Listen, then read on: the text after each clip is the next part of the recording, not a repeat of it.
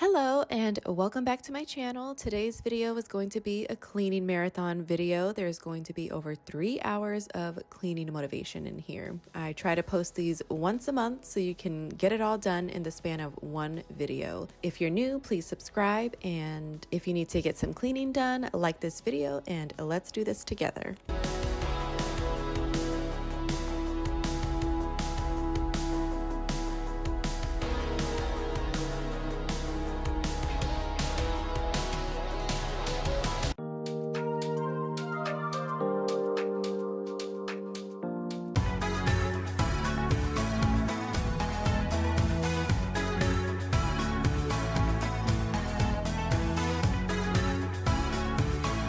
If you don't have any stickers stuck to your cabinets or walls, I don't know what you're doing with your life. I feel like it's a rite of passage when you have kids. I know my son had stuck one of these on, and then my nephew had stuck the other one a couple of years ago. Yes, you heard that right, years ago. It was just one of those things I did not feel like peeling them off because one of them was on there really good ever since then. But we are getting these off today because we're going step by step, getting the house presentable for Easter, since we have been hosting the past couple of years, which, by the way, this year was so fun. We're hoping we can still host next year, but we shall see. That has been the usual the past couple of years, but you know, you just never know what will happen or what kinds of things will change. So we shall see.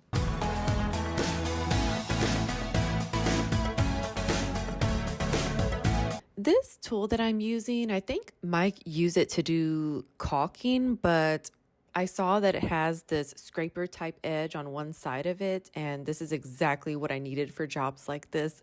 I've used it in past videos because there has been stickers and tape stuck to the dining room table as well.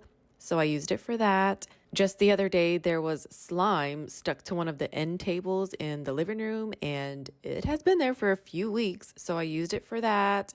It got it all off, and then I was just able to wipe off any of the leftover residue. So it is a pretty nifty tool. I would have never found it if it was not for Mike leaving behind his tools whenever he finishes a job in the house.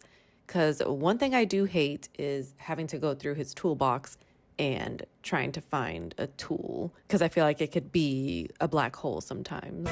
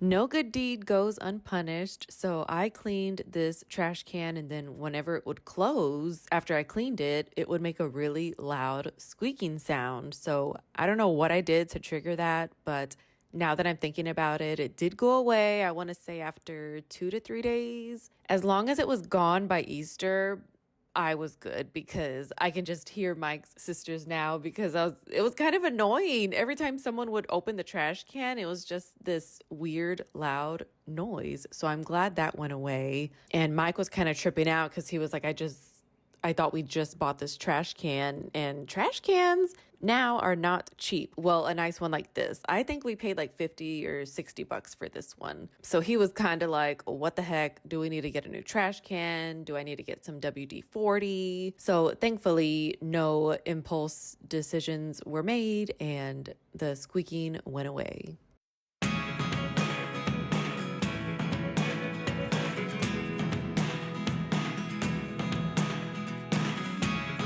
Never really know what's going on. Look at me sometimes like all you want to do is run. Hear me out, hear me out. It's all the things you never show. There are the things I want to know. Secrets start in your heart so slow. But if you don't want to tell me now, I guess I'll never know. Losing almost all my energy. It's getting hard to talk to you, and I'm the only one who speaks. It's all the things you never show. There are the things I want. I am not sure if you saw, but my Method wood cleaner was struggling back there. The bottle is officially empty. I need to buy a new one. My stainless steel cleaner actually ran out this day too, so I need to buy a new one of that as well. I just spent 40 bucks replacing some of my makeup items because I was running low on those, which was makeup remover wipes, primer, the eyebrow pencil I use, and some loose powder. Ulta did have a 20% off coupon, so I did use that. And still, I spent around 40 something. But as usual, I only like to buy stuff I know I will need and use. I have learned that the hard way, just to buy once I'm running out, because I got in the habit of not doing that since I work from home and I don't wear makeup every day, as opposed to when I did work actually in an office. I would do my hair and makeup every day, but I do still need it for when we have family gatherings and stuff like that. And there have been times that the parties come around and I start putting my makeup on and I'm out of something. And I don't know about you, but I don't like running to the store last minute or even on the way to a party. I just want to go straight there and make no pit stops. So I've been trying to do better about replenishing my makeup, knowing I'm going to need it for at least not everyday stuff, but the social gatherings and stuff like that. Secrets start in your heart so slow. But if you don't want to tell me now, I guess I'll never know. Here we go, turning all the wrongs into rights. Here we go,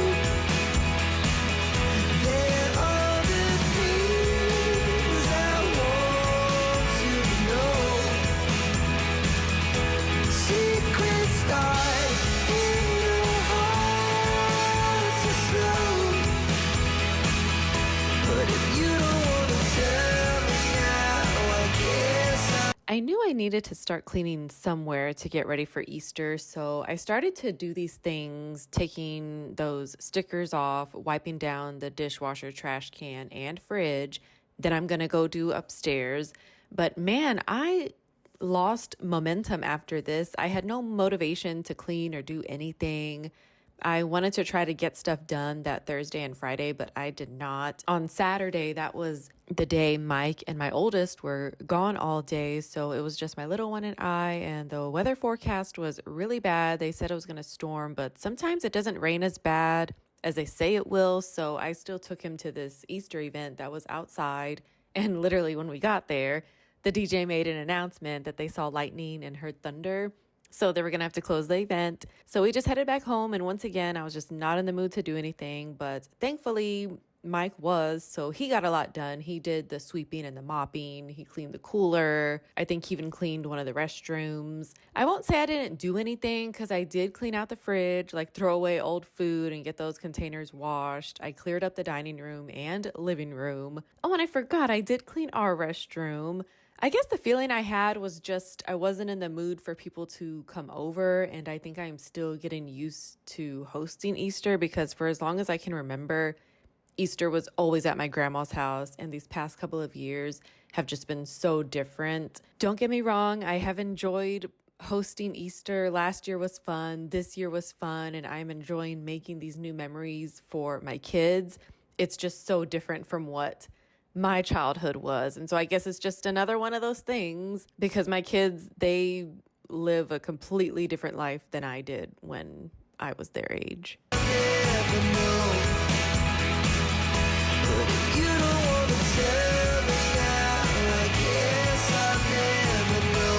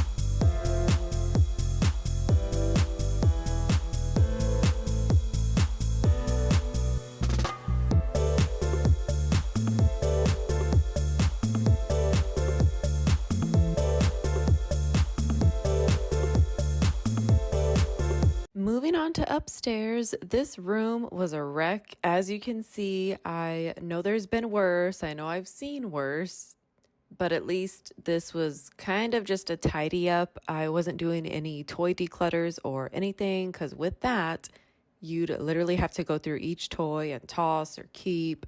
But here, the only stuff I was sorting out was between if the toy belongs upstairs or downstairs. And I found a clear bucket, and whatever belonged downstairs, I was just tossing it in that bucket. And then it was going to get downstairs the next time I went. Because we've got toys in the living room downstairs as well. So I was doing that, but for the most part, it was just picking up. I like this room to be clear when we have get-togethers, so there's more space for people to hang out. And it does get used, and I am glad for that.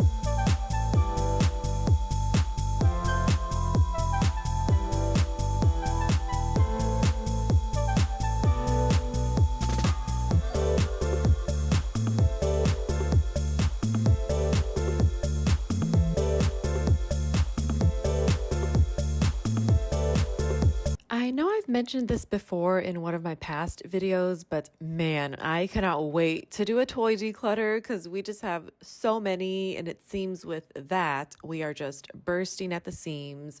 I do want to do it, but then again, I don't because then that just means my kids are growing up and they're getting too old to play with toys. It's a bittersweet thing. So I keep trying to remind myself that this toy clutter will be gone someday and I will miss it.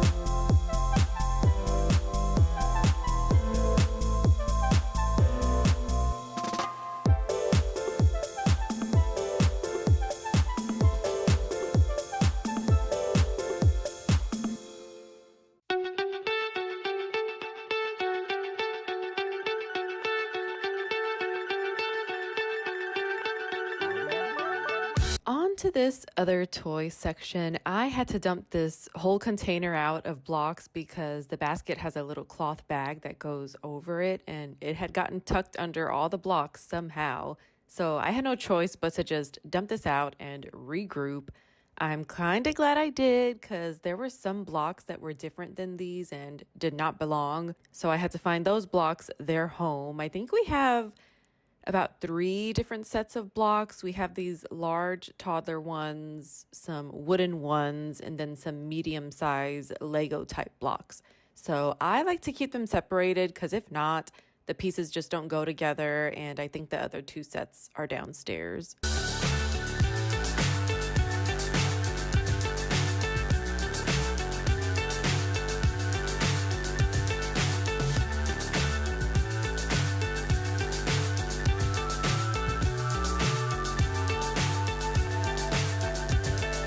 Fly so high, I'm hypnotized. What's up is down, what's left is right. Chasing stars and holding you. I can't see the end, but we'll see it through.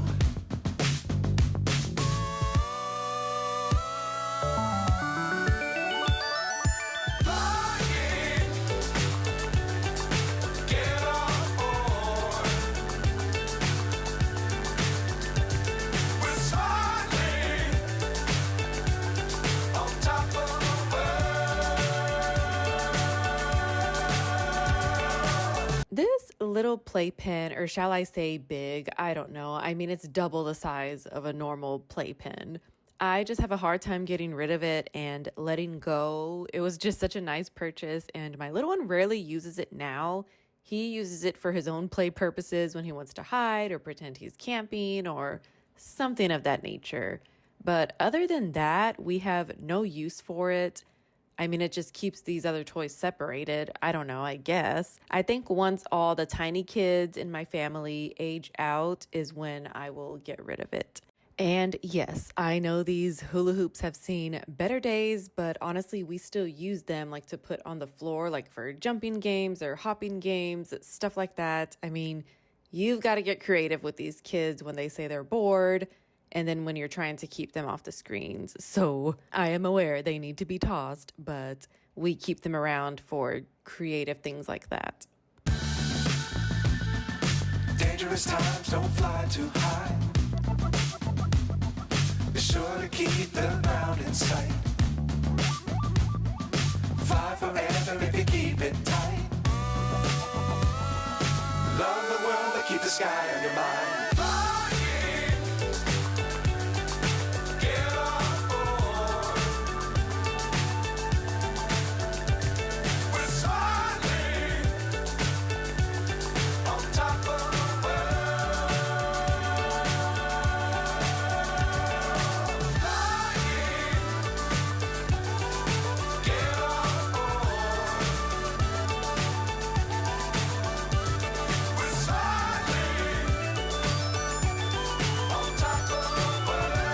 This zipper is broken, so I'm just going to roll this up and tuck it under the playpen. That way my kid can still get in here. Also, I don't know if you saw earlier that piece up there behind my ponytail. It's like a T piece. It is broken as well, but I make do since, like I said, we don't really use this every day like we used to once upon a time. It's still functional when you piece it back together, but I think if we were using it every day, we'd go buy a new piece from Home Depot or something.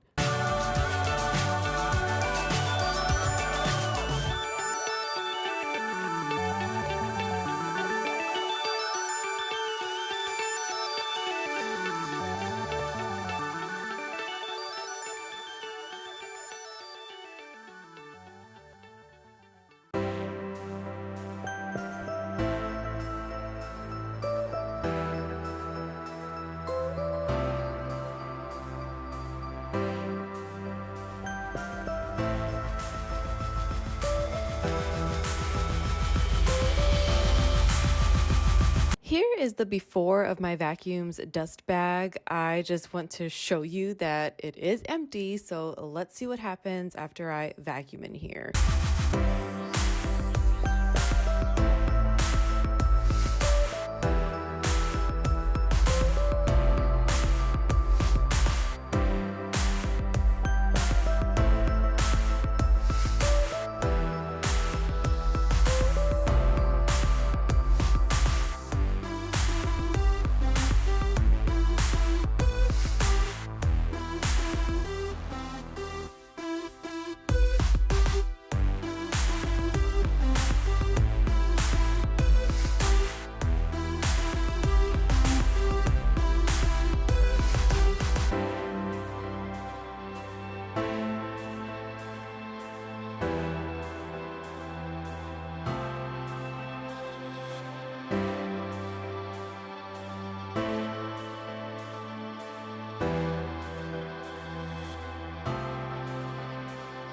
Yes, that is all of Mike's fishing stuff. He used to keep the majority of this in the garage, but the garage was just overflowing at one point, and he had that thing that is mounted on the wall on the ceiling in the garage. But honestly, I think it was just too much, in my opinion, because then whenever he needed to go fishing, he was having to get a step stool or ladder to get it down from the ceiling and then have to do the same thing to put the pole and the rods back up when he came back from fishing. So once this room was ready and put together, he decided to move everything up here.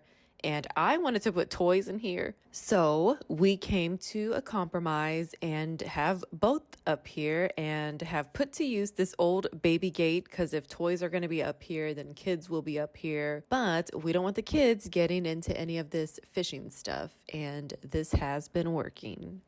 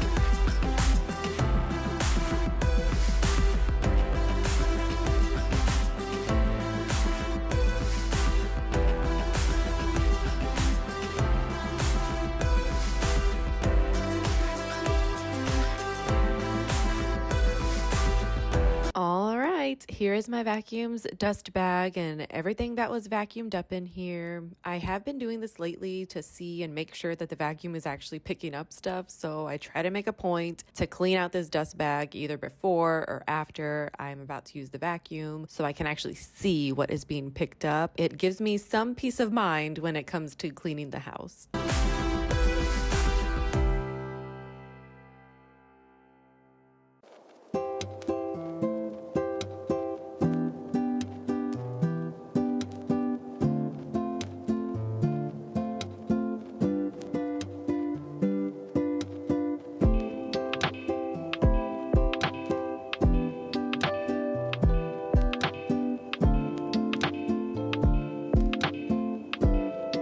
Here are the after shots of the clean space. If you made it this far, thank you so much for being here and for coming along to clean with me and get it all done. I hope this video gave you some motivation and helped in some way, and I hope you have a great day, night, week, weekend, or whenever you're watching this. Please don't forget to like this video and subscribe. I will see you next time.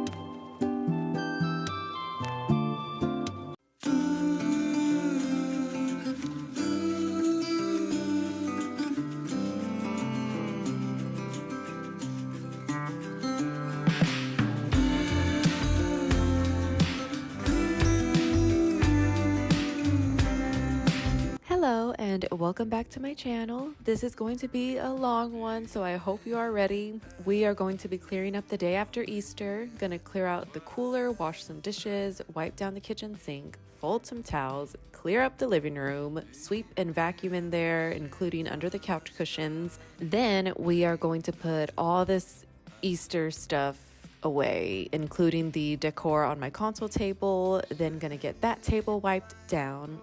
So if you're ready for all of this cleaning motivation, please keep watching and don't forget to subscribe and like this video. Thank you.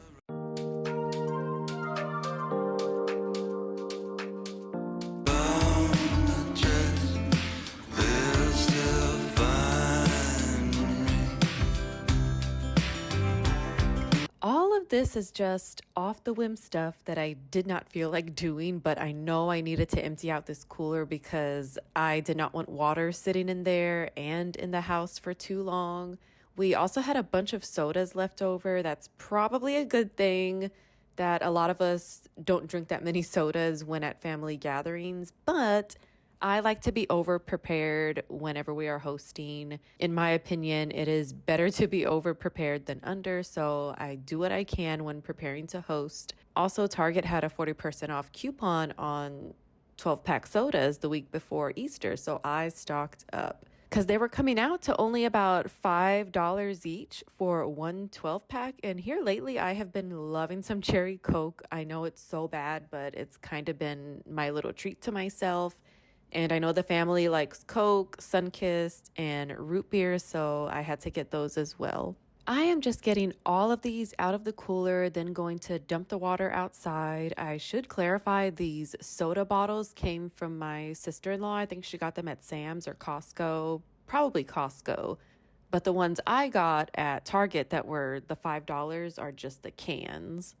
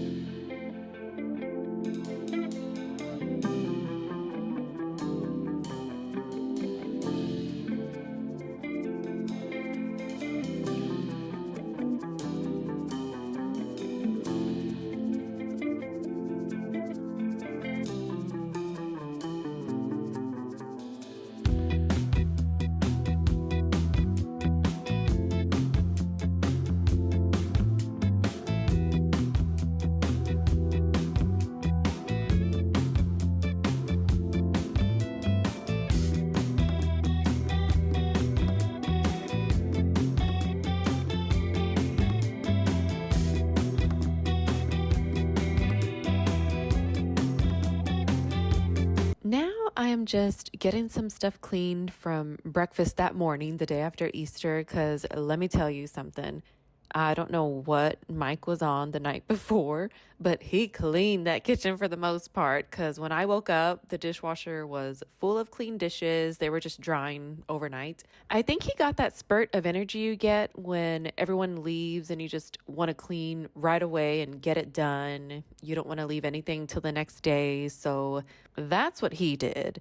Me, on the other hand, I sat down, got me a plate for dinner, took a shower, got the kids ready for bed and for the week, then went to bed. Mike ate too, but he was just on one and cleaned a bunch that night. I couldn't help it. I just wasn't in the mood. I think I mentioned in my last video how life is just changing and stuff isn't the same, particularly Easter. It's always been at my grandma's house since as long as I can remember. So I'm still getting used to this new season of life, this new chapter of life. I love that we are able to host these holidays. And I had a good time. I enjoyed seeing my kids have fun with their cousins. I enjoyed seeing the family and see the memories that they are making. But I feel like once everyone left, you know what they say, like the silence is so loud and you just get to thinking.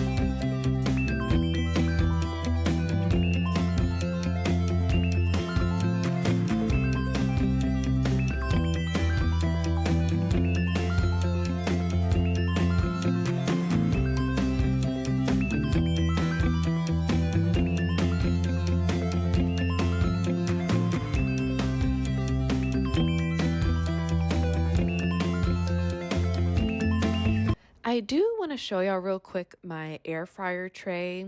I have always seen this hack on YouTube about putting Dawn dish soap and water in your air fryer. Turn it on, and apparently it'll clean it. And of course, mine needs it so bad. I feel like I scrub and it still got caked on stuff. I wish I could have shown y'all the before, but I literally did it that morning because I was so excited and was not thinking about filming it. On Easter, my sister-in-law had mentioned to me that that hack does work. For some reason, I was always scared to put water in there, but after hearing it firsthand from somebody I know that it works, I thought I'd give it a try. So here it is. Like I said, I wish I could have shown y'all the before, but this doesn't look so bad, right? There's no caked on food or grease. Needless to say, I am going to do it again just for good measure. So I put enough water to cover the tray with a squirt of Dawn dish soap. I think I put it at 300 or 350. I did mine for 3 minutes just because this has years of caked on stuff. She said only do 1 minute, but I did three, and all of the caked on stuff just scrubs right off in the sink. I like this because I like to put my food directly on the tray. I don't want to use any liners or parchment paper. I'm scared of that starting a fire. I know I could be wrong, but that's just what I'm scared of. So I'm going to do this one more time and see what happens.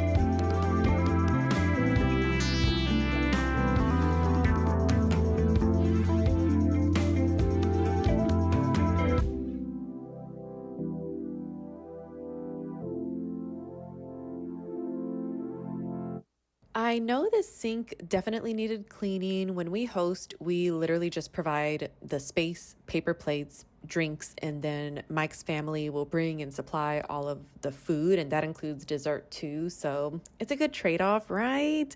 So needless to say, I was not doing much in the kitchen other than grabbing food for my plate, not really doing too much prep or stuff like that. So I just wanted to clean the sink for good measure. I know there was a lot going on. Mike was making ribs and sausage, and then his sister was making the sticky rice in the Instant Pot, but then it was too mushy. So Mike ended up making the rice into patties and frying it on the stove. So There was just a lot going on, and I knew the area needed to be cleaned after having so much going on. And I do want to mention my sister in law did end up making another batch of sticky rice that came out good, but we just didn't want that first batch to go to waste. So that's why Mike ended up frying it.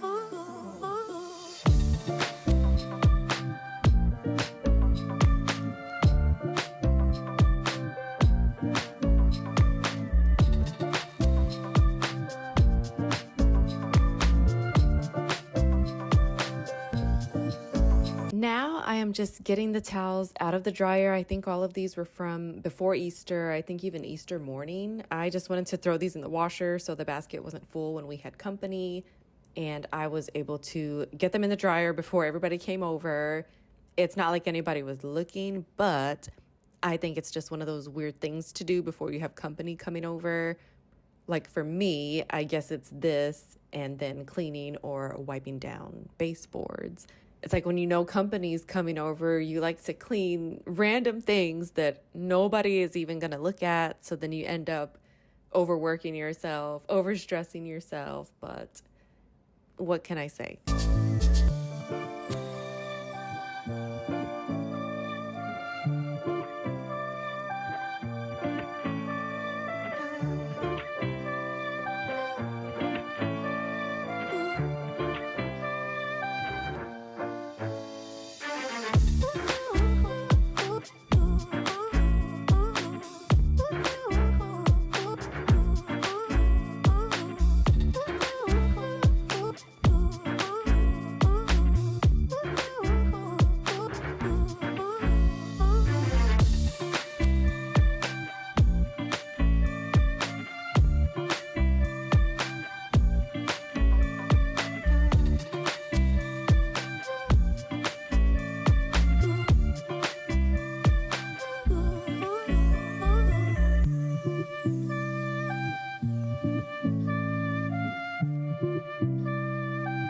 This is the next day. The day before, I had taken everything out of the cooler and dumped the water out and let it air dry. But also around that time, everyone was getting home from school and work, and I had to go get my youngest from daycare. So I didn't have time to wipe it down the day before. That's what I'm doing here. I just took a microfiber cloth and Lysol spray and really just sanitized it. As long as it gets wiped down, I'm good with it. I don't know about y'all, but once the kids get home and the family is home, it's really just dinner and cool down time. If we want to go outside, we go outside and get some fresh air and exercise. If not, we are just in the house hanging out. I don't know if that's a good or bad thing because sometimes I tell myself, imagine how much I can get done if I kept going when the family gets home. But then the other thing is, all these things can wait and just take the time to slow down and spend time with each other. Don't get me wrong, I'm still getting stuff done in the kitchen, like the dishes, and Mike or I is starting on the kids' dinner. So it's not strictly family time, but I guess it's just try to do the most minimal housework time.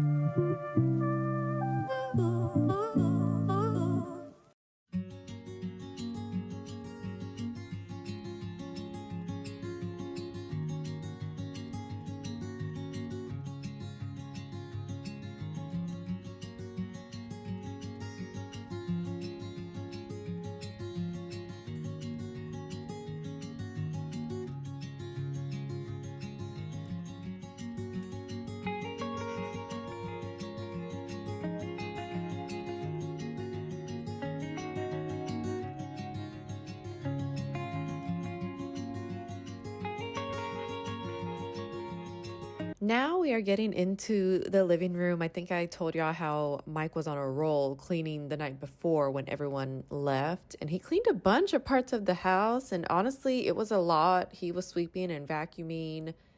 So it was a lot that he did do because when I had given the kids confetti eggs the day before, I don't mind the mess. I really don't, just because it's the way I have celebrated Easter my whole life. So I'm used to confetti being everywhere afterwards, even including my hair. What is Easter without a confetti egg fight, you know?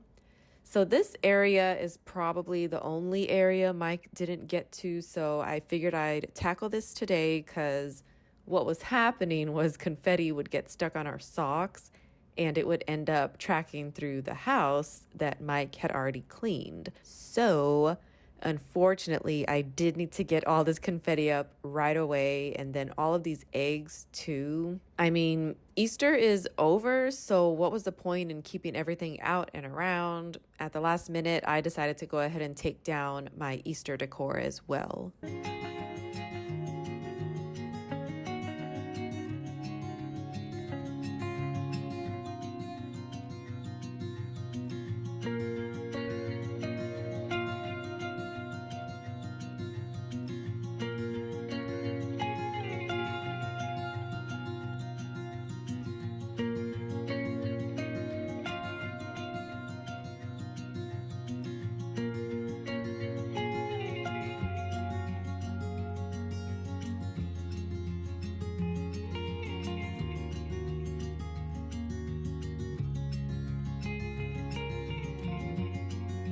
I had to scrounge up all the baskets I had because one of the games we played was a partner game and both had a basket. One had an empty one and the other partner had a basket full of, I think we did 20 eggs, and they had to toss them behind them to the partner who would try to catch all the eggs into their empty basket. So that was fun, and we made use of all these eggs. I know I had given some to my sister-in-law so she can still have some to fill for next year. I have not bought plastic eggs in years just because I will use up some of my storage space to keep a few bags of these because they're all still in good condition and can definitely be reused. No point in spending money to buy new eggs. And especially with my little one always doing the holiday stuff at school now, that can be a little money saver for me.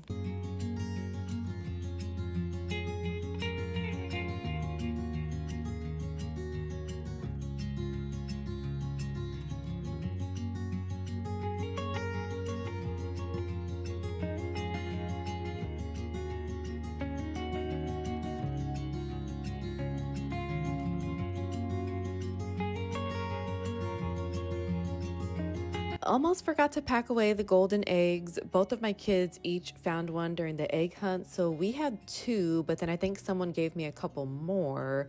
Of course, after they were empty and after the egg hunt, so now I will hang on to them until next year because we were scrambling to find some that afternoon to fill. This way I know where they will be next year and we will be ready.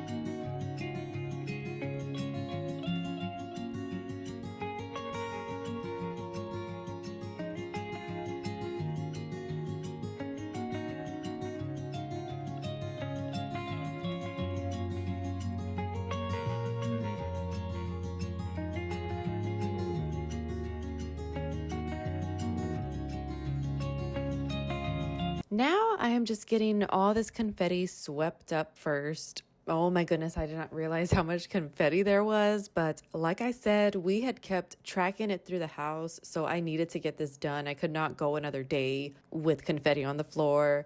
And all of this is just what got tracked in from outside in the backyard. The backyard was crazy. I didn't even take a picture or a video, but it is what you think it would be. But I mean, what can you do back there? You just kind of let nature do its thing. Not really much you can do to clean that.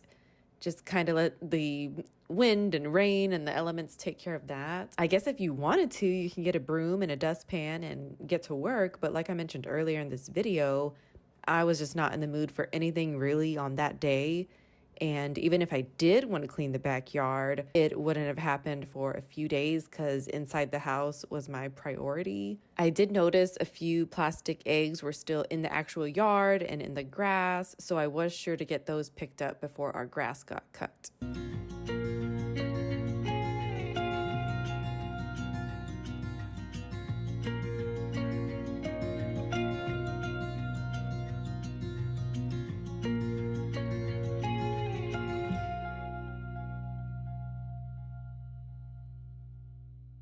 I was not planning on vacuuming under the couch cushions, but after seeing how much confetti got tracked in, I wanted to vacuum under here just to make sure I wasn't leaving any stragglers behind. I decided to use my big vacuum for this. I think I may have had the cordless on the charger because I know Mike had used that the night before, and usually after he uses it, and by the time I want to use it, the battery is low, and in the middle of me using it, it dies. So I think I had that charging so I can use it later. And nothing against Mike. I love when he helps clean around the house, but that is just always my luck. He gets to use the cordless vacuum, and honestly, there have been times that I use it after him, and it's good. It's powered through the whole use of it, but there just have been some instances when he goes on a cleaning spree, it doesn't get put on the charger, and then when I want to use it, like I said, it dies in the middle of me using it.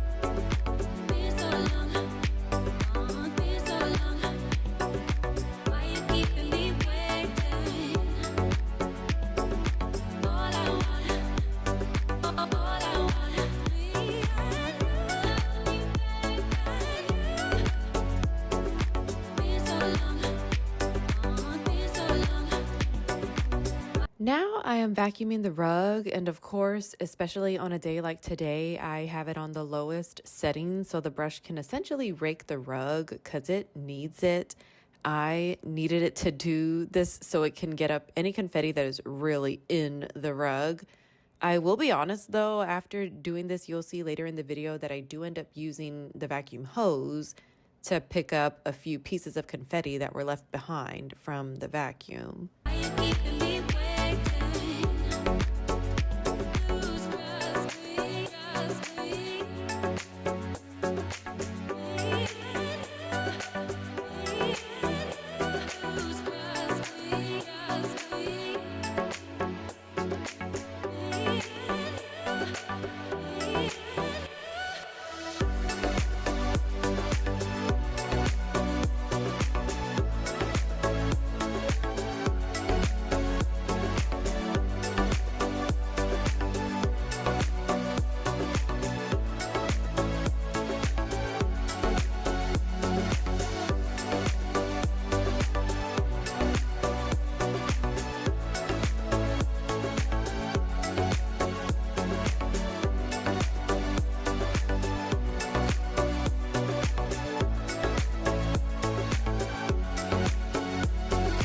Here, I did not feel like getting the broom back out. Well, I still had it out, but it was somewhere off to the side, and I already had the vacuum on the lowest setting, which would be quote unquote hard floor. So I thought I'd just vacuum all this confetti up here in this area.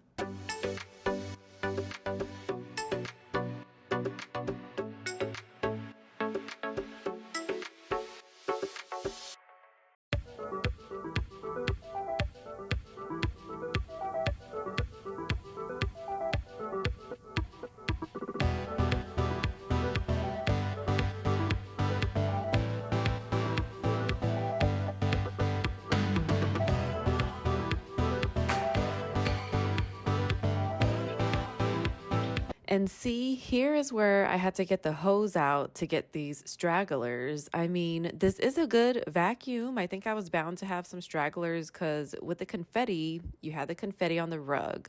Then you had people stepping on the confetti on the rug. And I think some of it just got stomped into the crevices of the rug, which is fine. Once again, I do condone confetti egg fights on Easter, but I was just trying to remove every trace of it so that way we were not seeing any more confetti days or weeks later.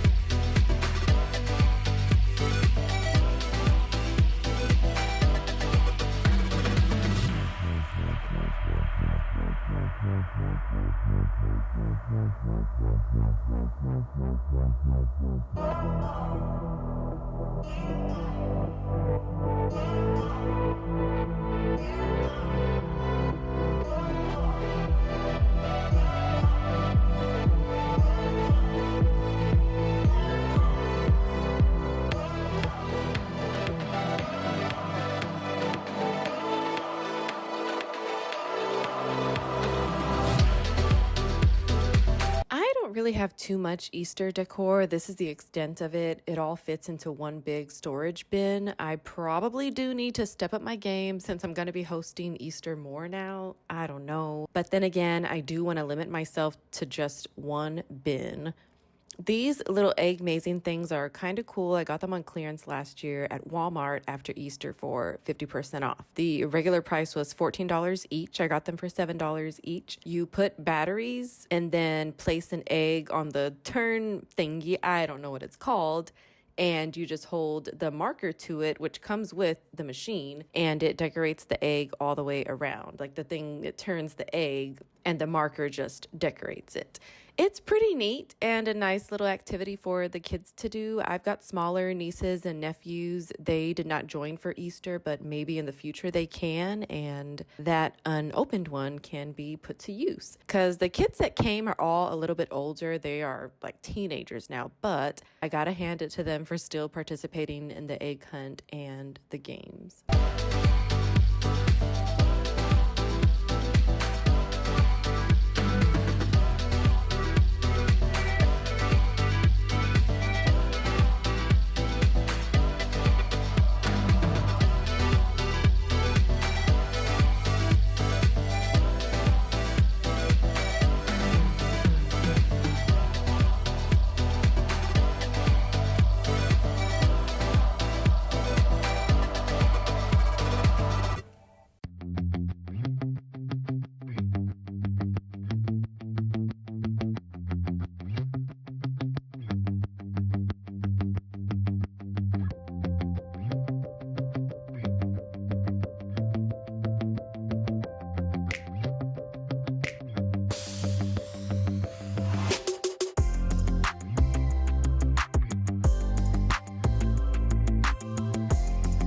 This was me thinking to myself if there was any more Easter decor I could have forgotten. I do not like once I pack everything away and you see one random decor piece of the holiday that you just packed up. I did not want that to happen. And I know you saw me bring the bin from upstairs. I just had it up there for during Easter. Usually I store it in this hall closet here, but the hall closet is a mess with toys and other holiday decor. So I didn't want to put it back in there just to haul it back out to pack everything away. So I hid it upstairs.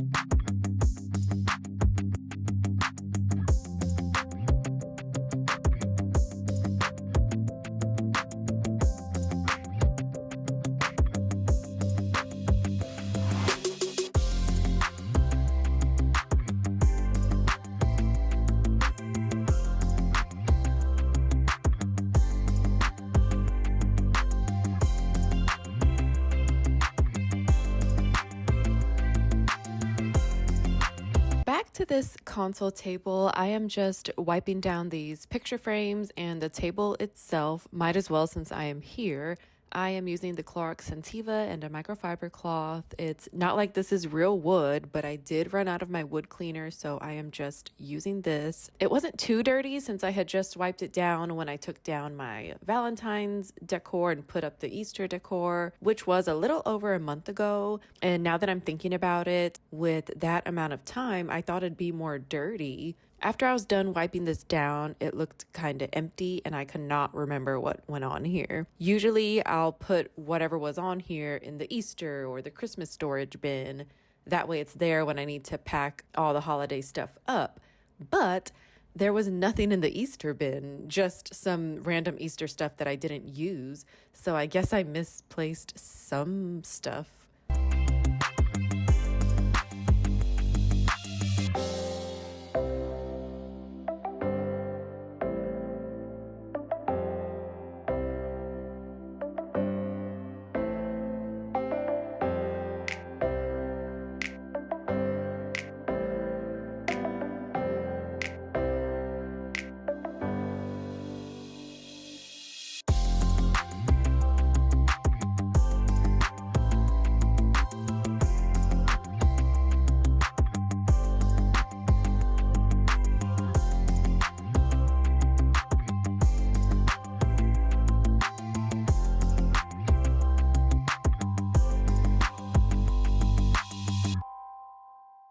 Pas de soleil, pas de soleil, pas de soleil, da-da-da.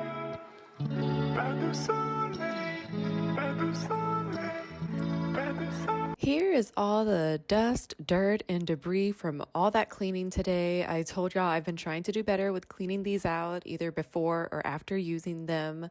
I feel like our minds are just going 24/7 and we're always thinking about the next thing to do. So it's been hard for me to remember doing this, even though it is such a simple task.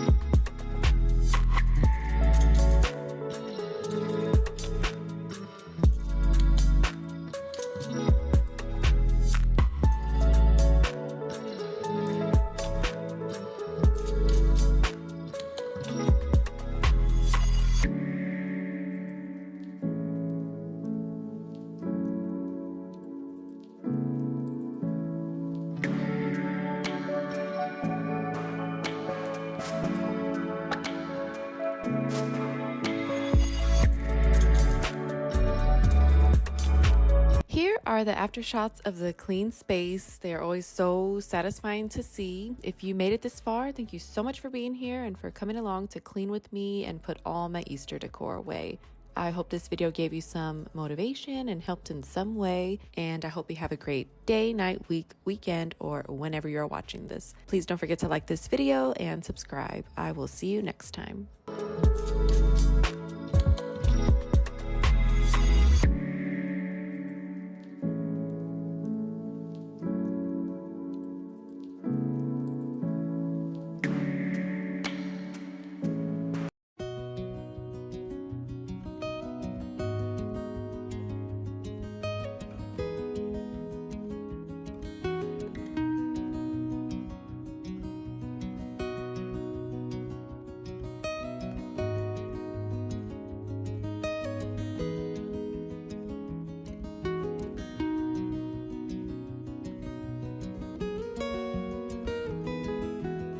Hello and welcome back to my channel. This is going to be a quick one. I am going to get a load of towels and blankets done before we leave. Then I'm going to start packing up my makeup clothes and some toiletries. We are going to clean out the fridge before going out of town for 2 days, get any of those old food containers washed, then start packing up some snacks. So if you're ready to get it all done, please keep watching and don't forget to subscribe and like this video. Thank you.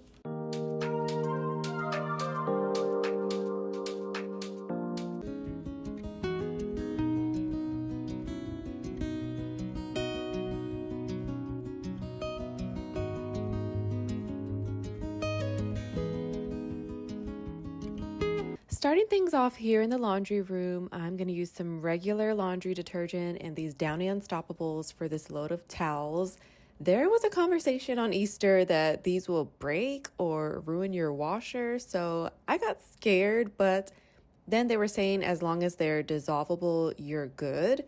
I'd like to think that these are dissolvable for the reason that they're made and what they're made for. But then they had mentioned the Tide Pods. So I'm not sure which ones they were saying will ruin your washer, but I don't use Tide Pods, so we're good there. I'll use them if I get a free sample, but it's not something I'm buying on the regular. I am doing a load of towels before we hit the road today because I know when we get back, we're going to want a shower in our own shower and get to bed. So I wanted us to have some newly cleaned towels for that.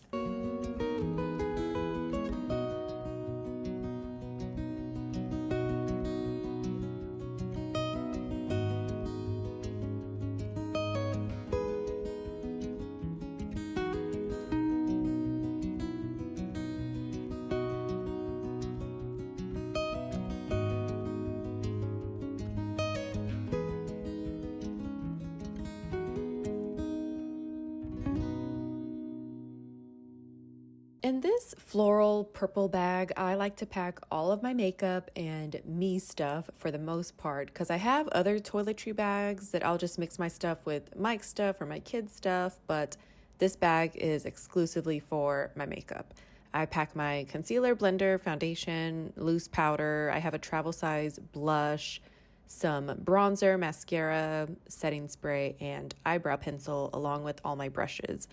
I was so upset because I had just bought $40 worth of stuff from Ulta to replace stuff that I was out of.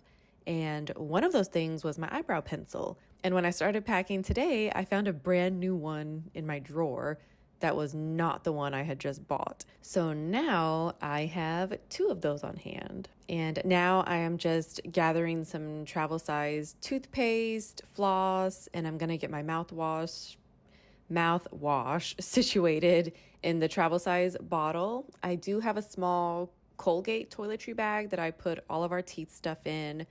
Well, I guess I should say mine and my little ones because Mike packs his own toiletry bag and my oldest has gotten into the habit of packing his own as well. While I'm in here, I'm also going to fill my small travel size body wash bottle. I had washed my hair the night before. That way I wouldn't have to wash it while we were gone. We were going to be gone for not even 2 days. So I thought that that would be a good idea. So for hair, I just packed my brush and my straightener. I try to keep the load light for short trips like this. And if I did need some shampoo or conditioner, I can get some at the hotel or go buy some at the store where we're going to be at.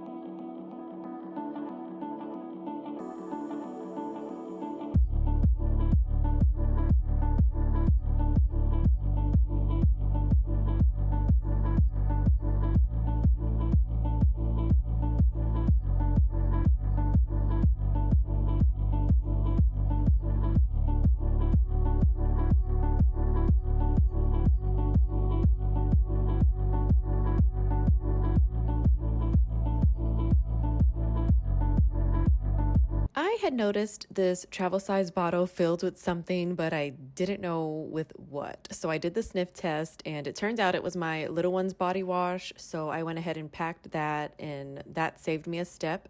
I guess it was still filled from last time. And here are the bags I'm using to pack all this. There was also a quart-sized Ziploc bag from last time in here, so I ended up using that. You never know what might start leaking, so I like to do this when I can remember to. And I guess keeping that bag in there from last time helps with that. Because for the most part, I am using the same toiletry bags. Here I am just packing my travel size deodorant. I used to pack my regular size one all the time, but lately I have been loving all the travel size stuff because we don't even use it all when we travel. I didn't realize that we don't need much. So that's been a good realization to have to lighten the load when packing and traveling. And I wear disposable contacts. You wear one a day, so I'm packing those and, of course, some extras because you never know if one is going to be ripped or if you drop one. So I do like to keep extras of those. I didn't pack my contact solution because, of course, that's a big bottle, and sometimes I'll wear the contacts more than one day. It just depends. I found a little bottle of eye drops in here, so I just packed those instead.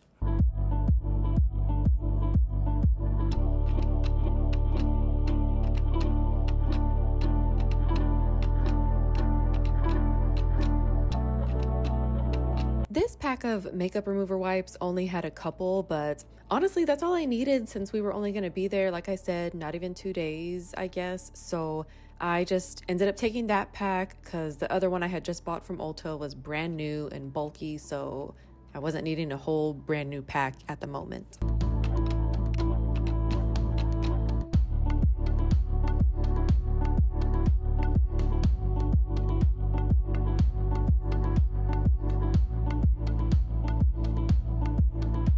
Here is what I had so far to pack for my little one and I do want to correct myself. This was all the day before leaving, washing the towels and all this stuff. We will get to tomorrow, which is the day we were leaving here shortly, but anywho, these big clear bags from Shein work so well to pack and keep stuff separated in the suitcase. They're the bags that stuff I have ordered come in. I use one for my stuff and then another one for my little one's stuff. All of our clothes will go in here, including undergarments, pajamas, and outfits. The bags were just so big and they have a good zipper on them, so I knew I could find a use for them, and I did. I did see a pretty pack at TJ Maxx and I thought about buying them, but they were $12, which isn't bad, but I'll just use these until the wheels fall off.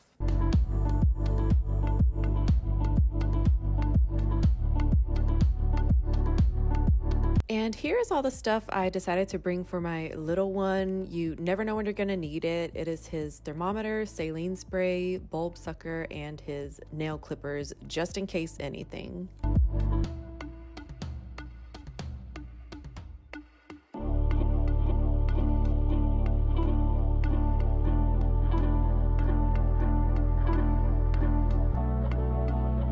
Next, we are getting a load of blankets in the washer, and no, that is not your phone, TV, or tablet. That is the light flickering in my laundry room. The light bulb had went out, so we changed it to a new one, but I'm hoping it wasn't so new and we just need a really fresh one, because if not, then that means something is wrong electrically, which I do not want. I wanted to get these blankets washed because I know we at least wanted to take one for the car ride, and I wanted them to be clean and smell clean.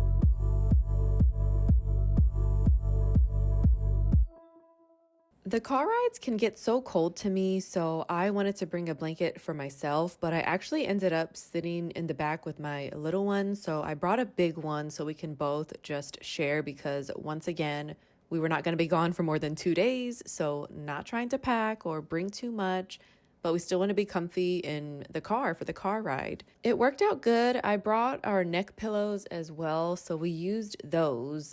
But I don't like taking pillows or blankets that I own to a hotel just because they're not packed up in the suitcase. They're kind of just out there. So To me, it makes it easier to leave behind because when you're packing up everything just goes in the suitcase or a bag, and the blanket does not. I don't know if it's just all in my mind, but I think also if it is a blanket and you're using it on the bed, it can kind of get mixed up with, the blankets and the sheets of the hotel. And so that too, like I said, makes it easier to get left behind.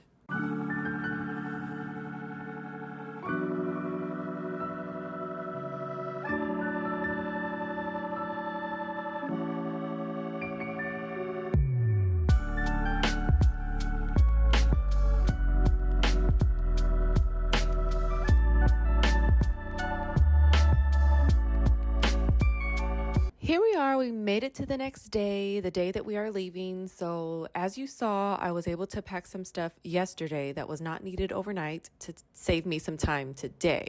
I try to pack as much as I can in advance. So, here we are. I was finally able to pick out our outfits for the weekend. Yesterday, I had packed one pair of pajamas each for myself and my little one. We shower at night, then PJs go on. And then the next day, we get up and change into our outfits for the day. So, to me, it's okay to wear pajamas more than one night in a row as long as you're clean and your undergarments are clean. This is one thing I don't play about is the undergarments.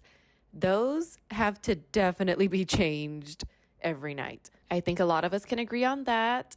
Those are items that I tend to overpack on. They don't take up too much space, and you just never know what might happen, and you want to be prepared for that. For this short trip, I packed really light for myself. I wore some leggings, a shirt, and my jean jacket for the ride there on Friday. And then for Saturday, I packed a whole brand new outfit, pants, shirt, and re-wore my jean jacket. Then on Sunday, I would wear those same pants that I wore on Friday, but a different top, and brought a hoodie and a new shirt for that day, then just ended up wearing that for the car ride home, and then you're home. Usually I am against re-wearing stuff on a trip, but I was really trying to pack light since we were not going to be gone long.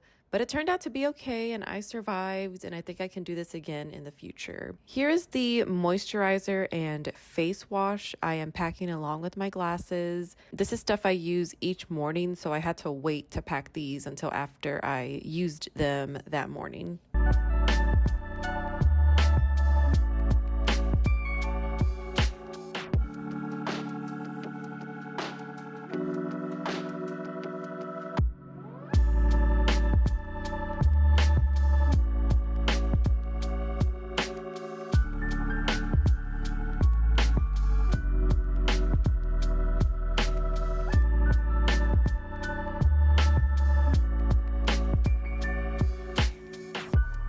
Here is the pouch that I pack all my chargers in. Right now, I just have the portable charger in here, but I needed to grab the cord for that to charge that.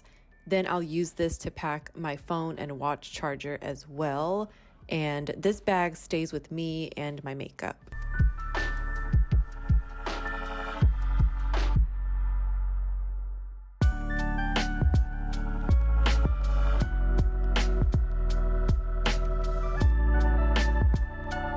I packed these sandals to wear in the hotel room and to breakfast at the hotel because everywhere else we were going, I brought tennis shoes to wear, but I just needed something that I can slide on and off easily in the room. And these slippers I have are a little bit too bulky, and once again, I was trying to pack light.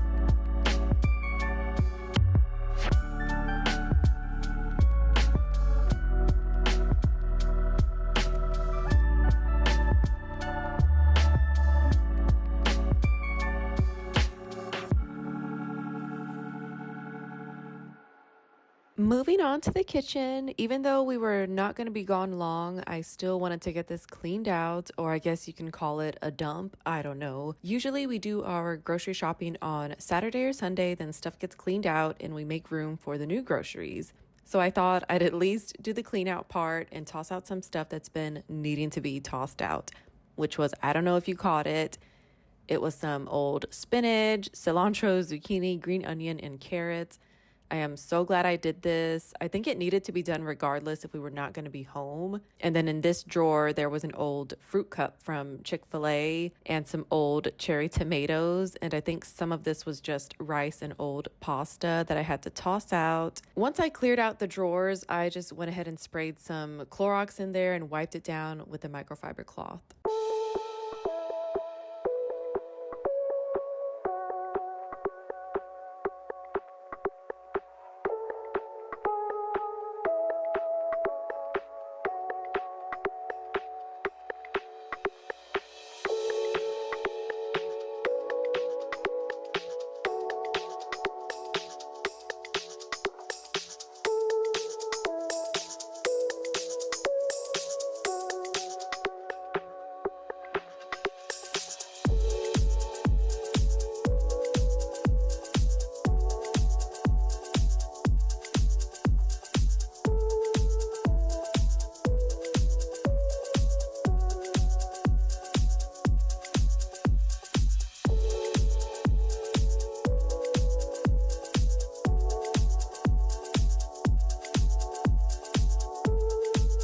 Here are just some of the snacks I am going to pack for the road trip. Some grapes, cheese snack bars, the jalapeno for me, and the cheddar and Colby Jack for my kids, and some Go-Gurt. I like to bring a small lunch kit with some ice packs and pack these because they will get eaten. The last time I did this, it worked out really well.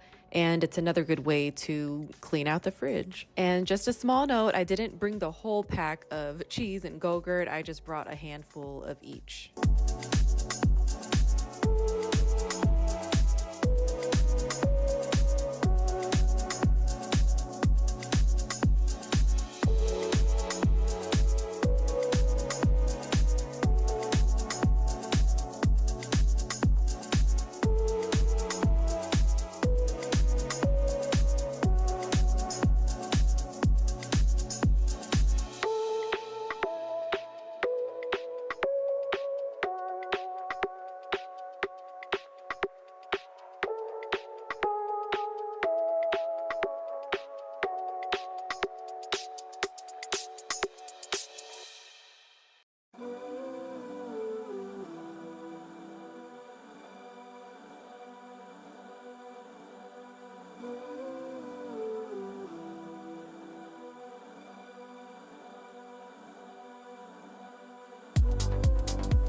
This was the last of the dishes for the day. Of course, besides the dish I baked the banana bread in and that knife and the cutting board I'm going to use, I think I ended up washing those later because I did not want to come home to any dirty dishes, and we did not. It was one of the best feelings.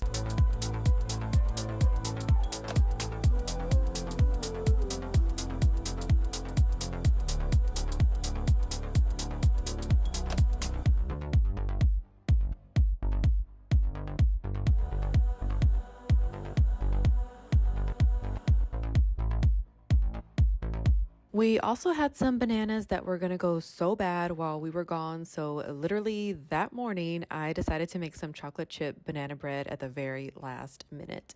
And I threw the rest of the bananas in the freezer because if not, when we got back, we would have came home to a bunch of fruit flies, and nobody wants that. I let the bread cool down and then I sliced it up and actually ended up bringing that with us as well for a snack with a little bit of butter. I love eating my banana bread with butter, a healthy amount, of course. So there's an idea if you're heading out of town and need to get rid of your bananas.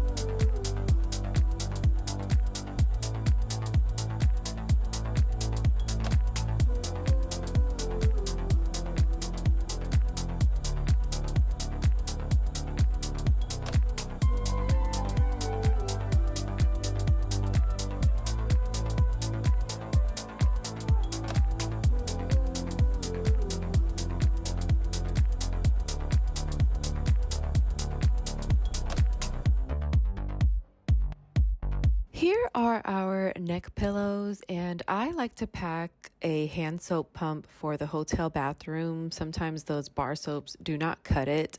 I also like to pack Febreze spray, disinfectant spray. I have my hat, a small pack of tissues. I put some Lysol wipes in this Ziploc bag, a travel size roll of toilet paper just in case, and of course, some baby wipes. And then in here are some more snacks. We've got some whole wheat Ritz stacks, fudge type cookies, some Skinny Pop, the birthday cake Drizzlicious bites, some beef jerky sticks, fruit snacks, and some pouches of applesauce. And then I found some Cliff bars and Nature Valley bars in the pantry, so I thought I'd just bring those just in case. Then in here, I've got some apple juice and a couple of protein shakes just in case I was not able to grab lunch or breakfast for myself, not for the kids.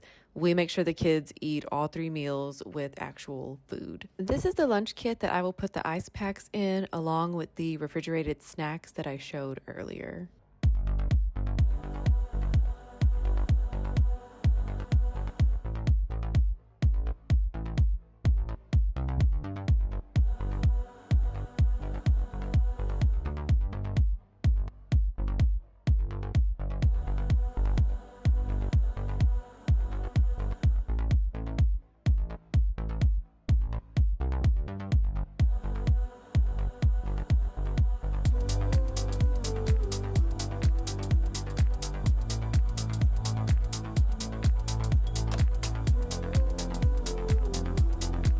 If you made it this far, thank you so much for being here and for coming along to pack with me and to get stuff squared away before heading out. I hope this video gave you some motivation and helped in some way, and I hope you have a great day, night, week, weekend, or whenever you're watching this. Please don't forget to like this video and subscribe. I will see you next time.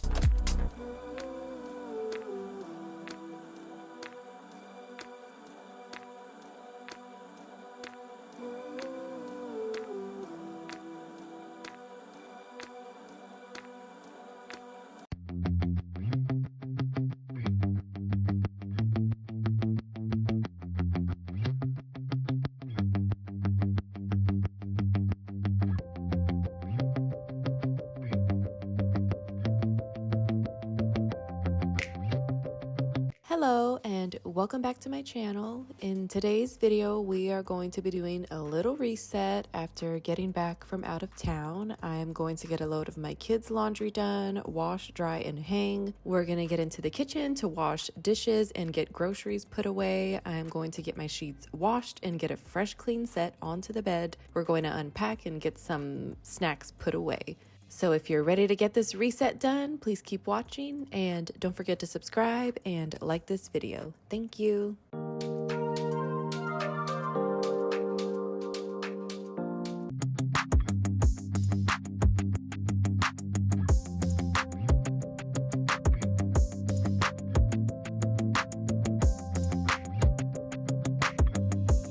Starting off in the laundry room, I am going to get my son's clothes into the washer. It is definitely needed for the week ahead. It is the worst when you do not prepare and pick out outfits in advance, and then that morning you're scrambling because there is nothing clean.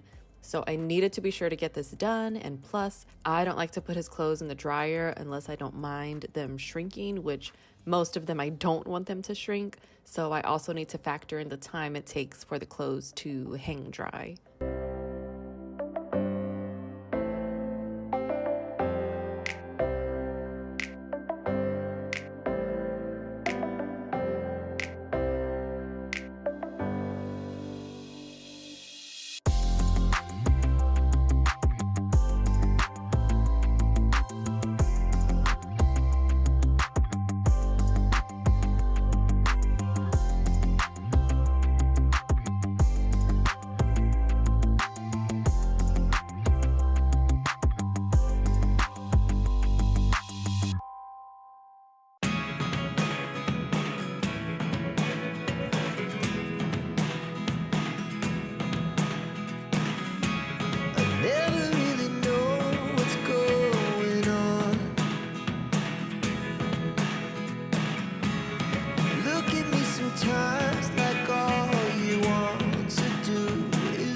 I do want to mention when we travel and go on trips, we pack, and I think I've mentioned this before in one of my past videos. We usually stay in hotels, so I like to use the laundry bag that they provide in the closet for all of our dirty clothes put together. That way, each person does not have a separate bag for their dirty clothes, because then we'd end up with 4 new bags, and that is just too much and defeats the purpose of trying to pack light. When we've stayed at houses like an Airbnb or Verbo, we just use a big bag for our dirty laundry bag. I usually have to bring it because you have to bring a lot of stuff for Airbnbs and Verbos, but those usually have a washer and dryer. So sometimes we are able to wash everything before we get home and there is no dirty laundry. And then depending on how I feel, I may rewash them in our washer or just leave them be. Hear me out, hear me out. It's all the things you never show. There are the things I want to know. Secrets start in your heart so slow. But if you don't wanna tell me now, I guess I'll never know. Losing almost all my energy.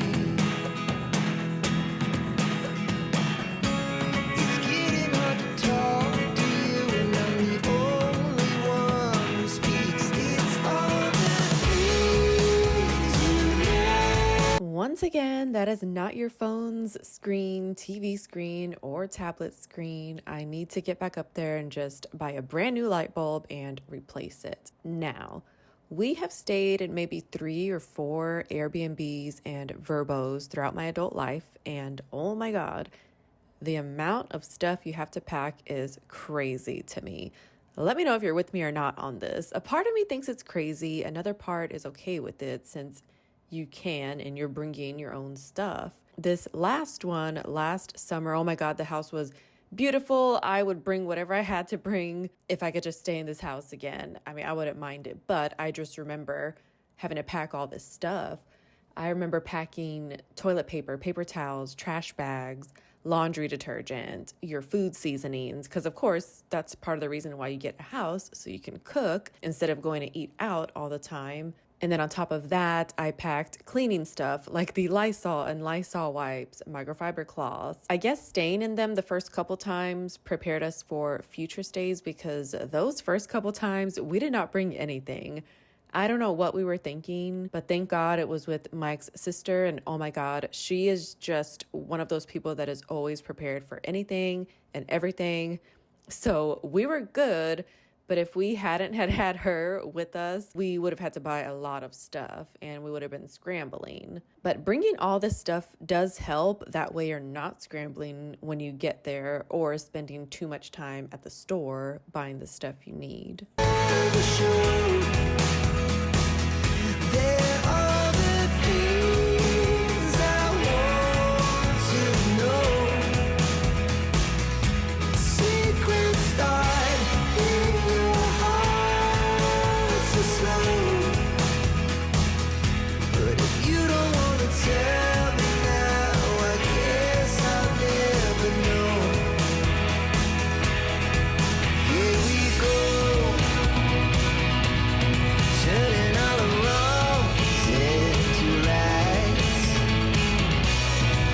Here we go, you can take me there tonight. Whoa, this life is all we know. Whoa, I can't stay if you can't let it go. Now, moving on to the kitchen, I am just getting these dishes washed and into the dishwasher to dry. I do want to mention all of the Airbnbs and Verbos we have stayed at are road trips. So that's why I'm able to pack everything that I pack now. But now this has me wondering how people do it who have to fly to their destination and then they stay in an Airbnb or Verbo. I guess they just have to carve out time for a store trip to get the stuff that I previously mentioned, because they do provide a certain amount of toilet paper and paper towels, but depending on the time that you're staying there, you will run out. So to me, it's better to just pack a few extra. I never really know what's going on. And even when you're next to me, I feel like you were gone. It's all the things you never show. They're all the things I want to know. Secrets start in the heart so slow. But if you don't wanna tell me now, I guess I'll never know. But if you don't wanna tell me now, I guess I'll never know.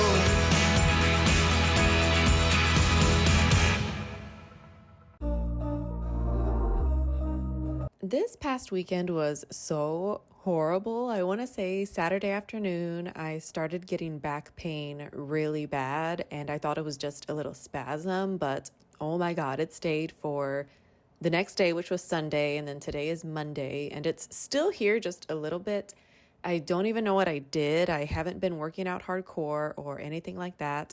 I went on a walk 2 times last week, so nothing crazy. On Sunday night, the pain was just unbearable, which was last night. So I was looking up ways to sleep with a bad back. And of course, it said to sleep on your back with a pillow under your legs so they're elevated, or on your side with a pillow between your legs. I actually still have my pregnancy pillow around, so I had Mike bring it to me and I slept okay. And today the pain is minimal. So I am going to be sleeping with that pillow again tonight. I also did use my heating pad a lot over the weekend, so hopefully that contributed to it getting a little bit better. We were sparks on quiet streets, 2 hearts finding where to meet. But life pulled us apart, left me talking to the dark. If I called you tonight, would it feel the same? Or have we both moved on to different names? Take me back to the start. This was the day after getting back into town. You saw me clean out the fridge in the last video, so we were down to slim pickings. We were out of stuff, but then we needed stuff for the week and for dinner ahead.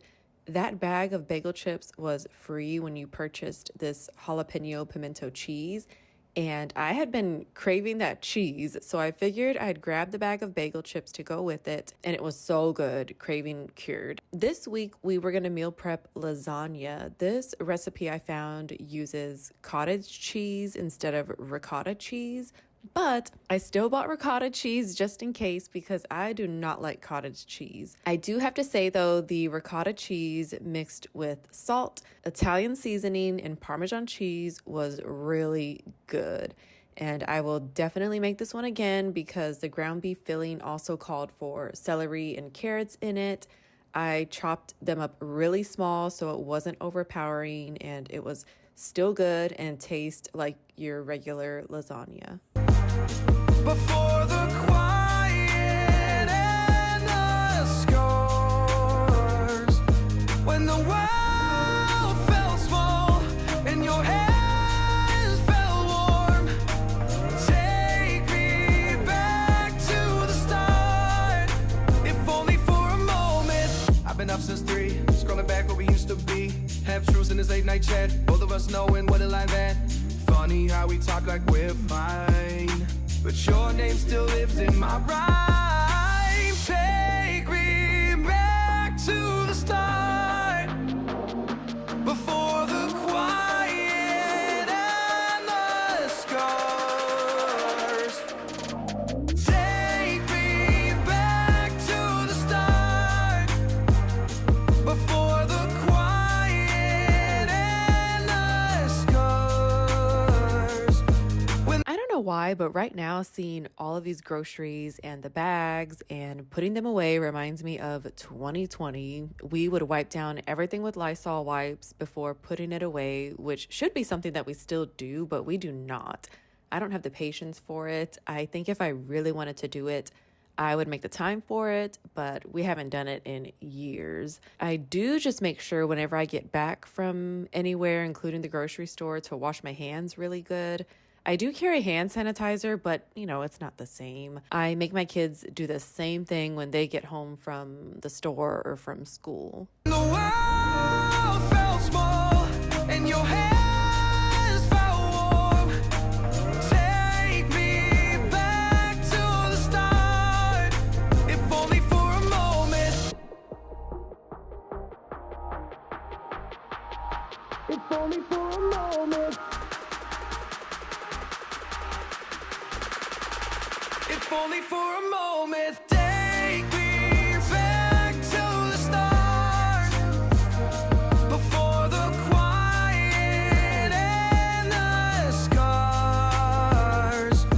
When the world felt small and your hands felt warm. Take me back to the start, if only for a moment.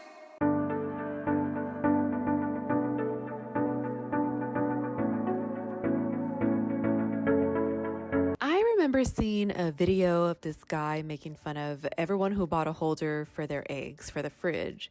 He was saying, "What do we have against the carton that eggs come in?" And oh my God, it is so true and so funny. This is one of those things or trends that I fell for. The holder is nice, but now every time I buy eggs, I got to make sure to put the old eggs up front so they can be used first. Actually, I go row by row.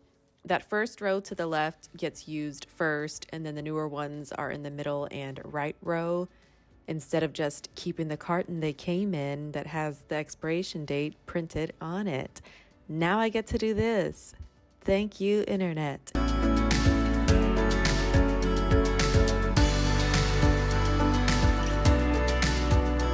And yep, we are going to pretend we did not just see that hot mess of a pantry.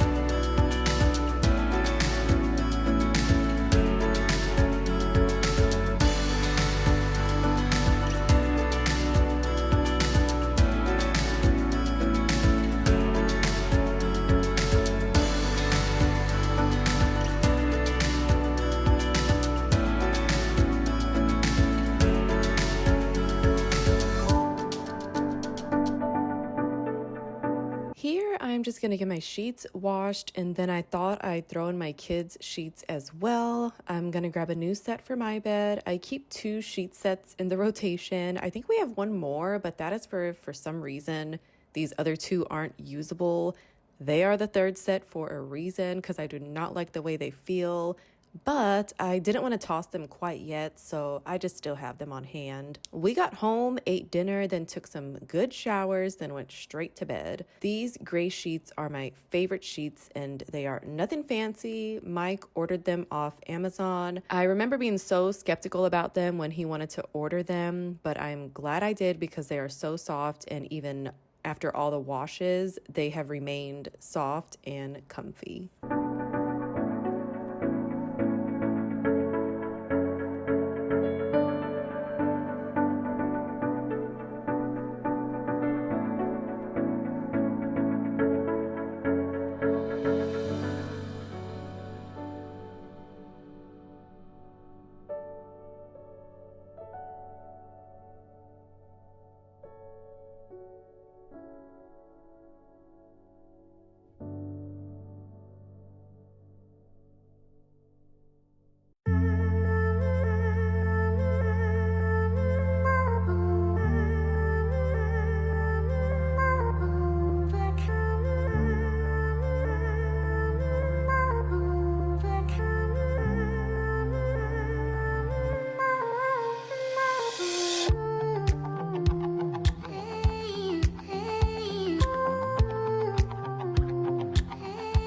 I think the sheets needed to be changed and washed, and it was just perfect timing after getting back into town.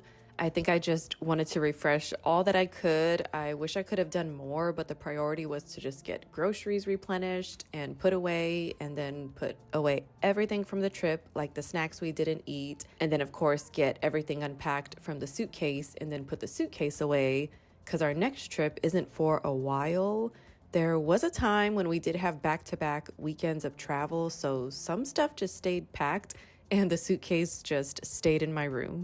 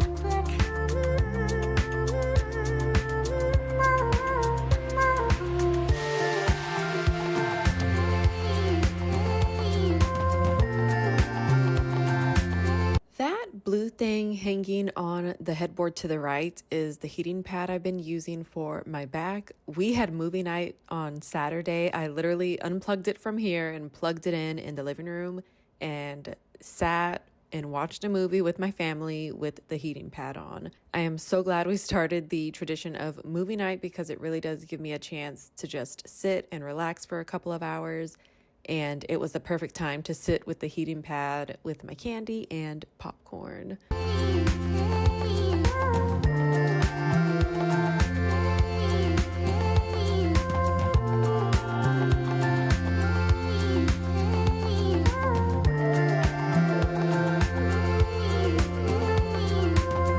Here's the suitcase we took. You will see that it is mostly empty. Mike was on a mission the night before this when we had just gotten back, and he just tossed the dirty clothes bag right into the washer and it got right on it. I was going to save it till this day so I can get some content, but then I had to think smart and I just let him do what he wanted to do because honestly, it was helping me out a little bit. And now all I had to do was put up what was left in the suitcase, which wasn't much. And then I can find other things to do for content.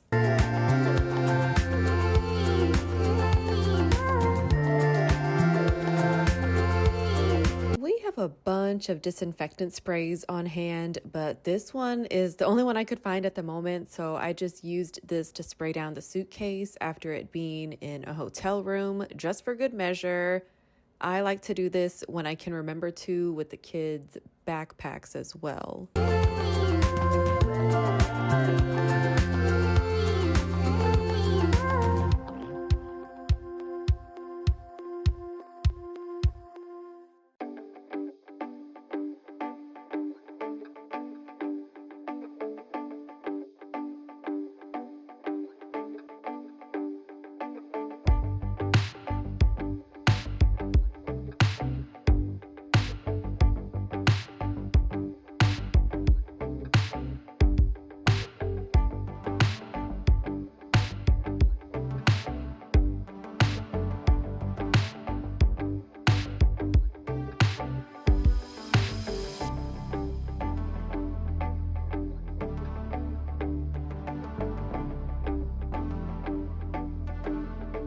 Now I am going to get this Febreze soap and snacks put away. I know you're probably thinking I definitely overpacked on this, but I like to be prepared. Stuff is so expensive now, and I'd rather pack a few things than have to spend money on it when we get there because one Cliff Bar could probably be like $3 or $4 each at the gas station or something. So I wanted to be prepared as much as I could without overpacking too much, and then also not having to make that extra trip to a big box store like Walmart or Target, because like I said, we would probably have to stop at a gas station and then it would be completely overpriced.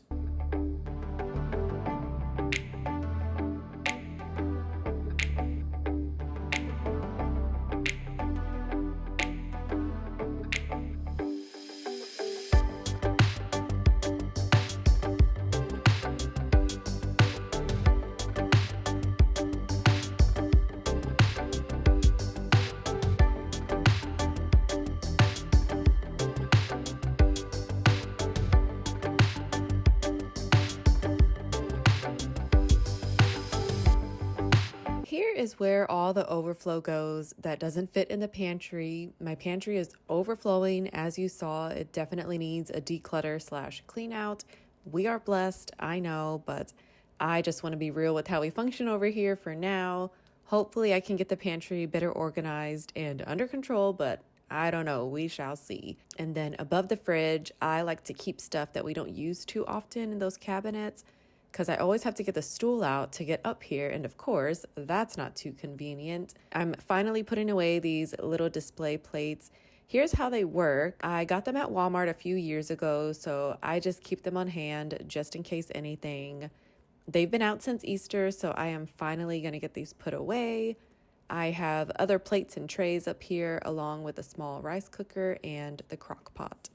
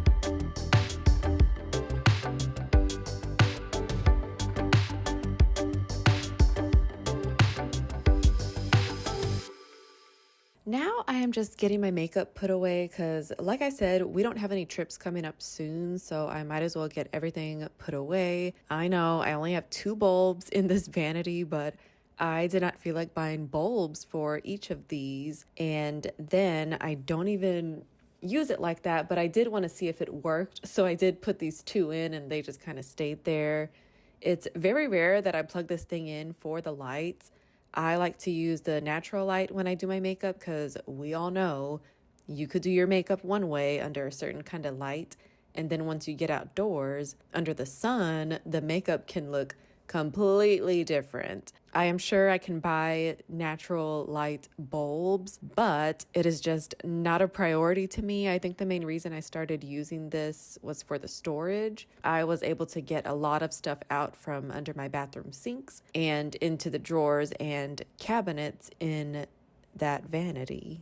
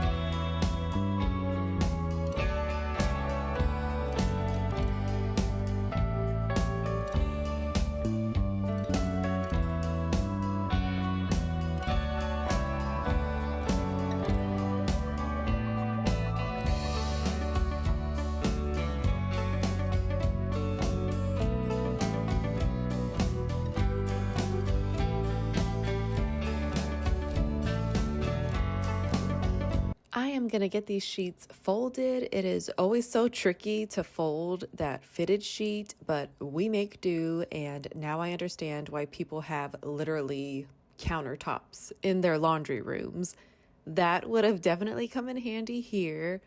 Usually I'll take these to my room or the living room and fold them there, but I was just in a rush and wanted to get these put away quickly.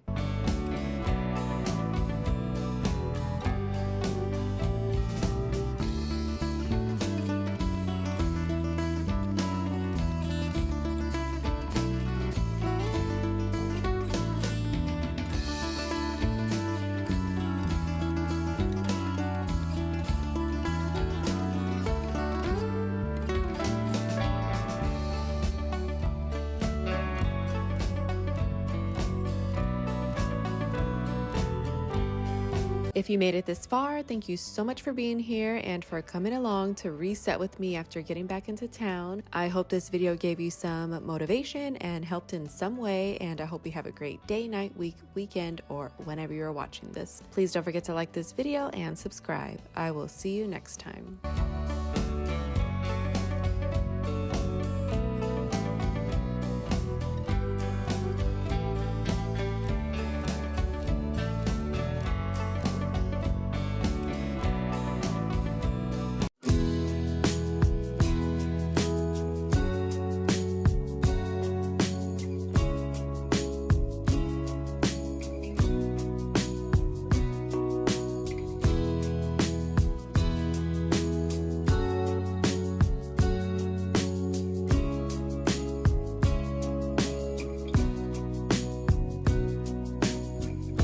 Hello and welcome back to another video. This is going to be a long one, so I hope you're ready. We are going to be deep cleaning my stand-up shower. I'm going to get a load of towels done, then we're going to get back into our bathroom and clean the toilet room, give the upstairs bathroom a quick wipe down, then get back down to the kitchen to put some dishes away. So if you're ready for all of this deep cleaning motivation, please keep watching and don't forget to subscribe and like this video. Thank you.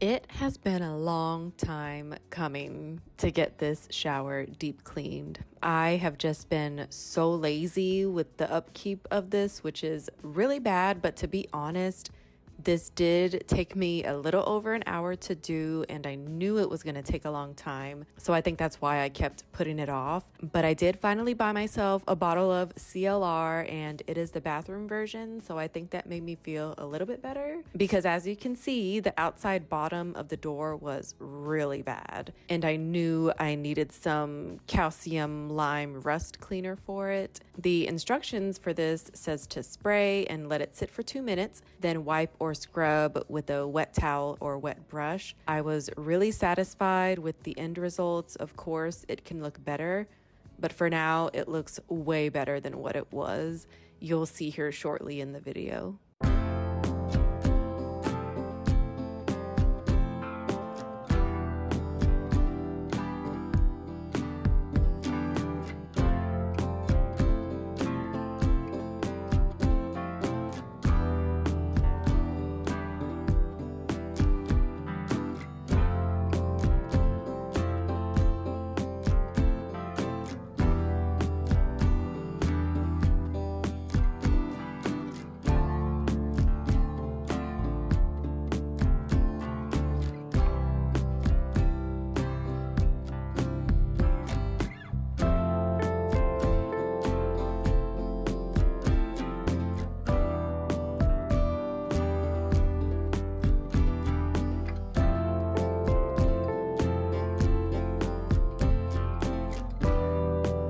The foam that comes out when I spray it was a lot, so I am wondering if I oversprayed. I mean, what I did worked and got off what I wanted it to get off, but I'm also wondering if with this, a little bit goes a long way.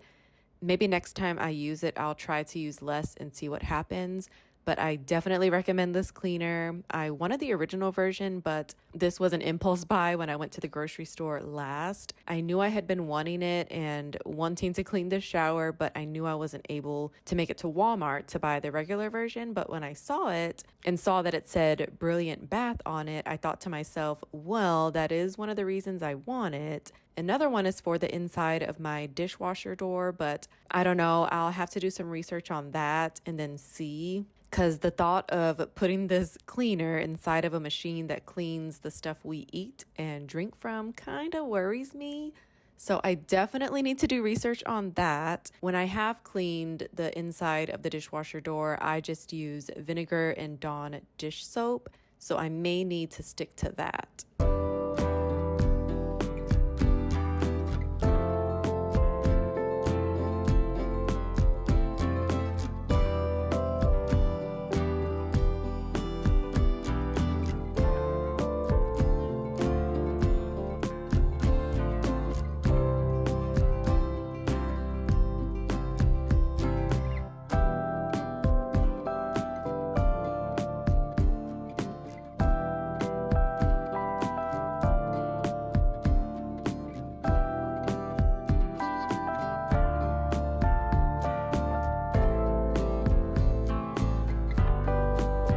I am going to be honest about this specific Zep cleaner, the foaming shower tub and tile cleaner. I am not too crazy about it. I am probably not using it right. I will admit it.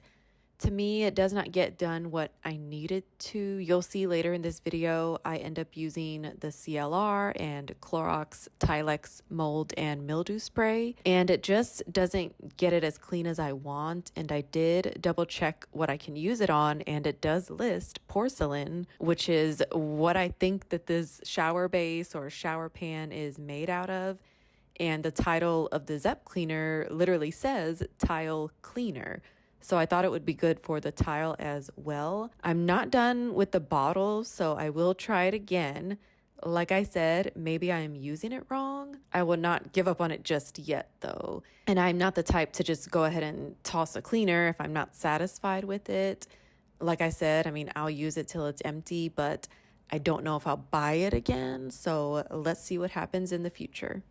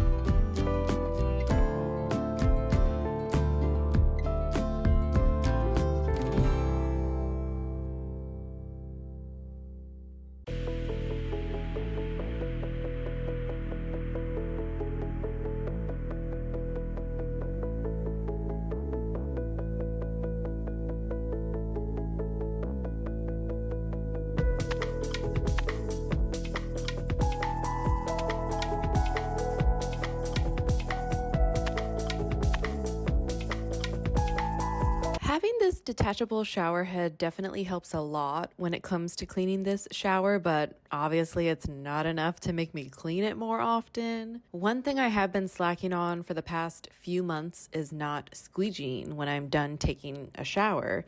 From my own personal experience, when you take the time to squeegee the door and the other shower window after showering, it does reduce the amount of soap scum, and honestly, it keeps it clean. That's just been my experience.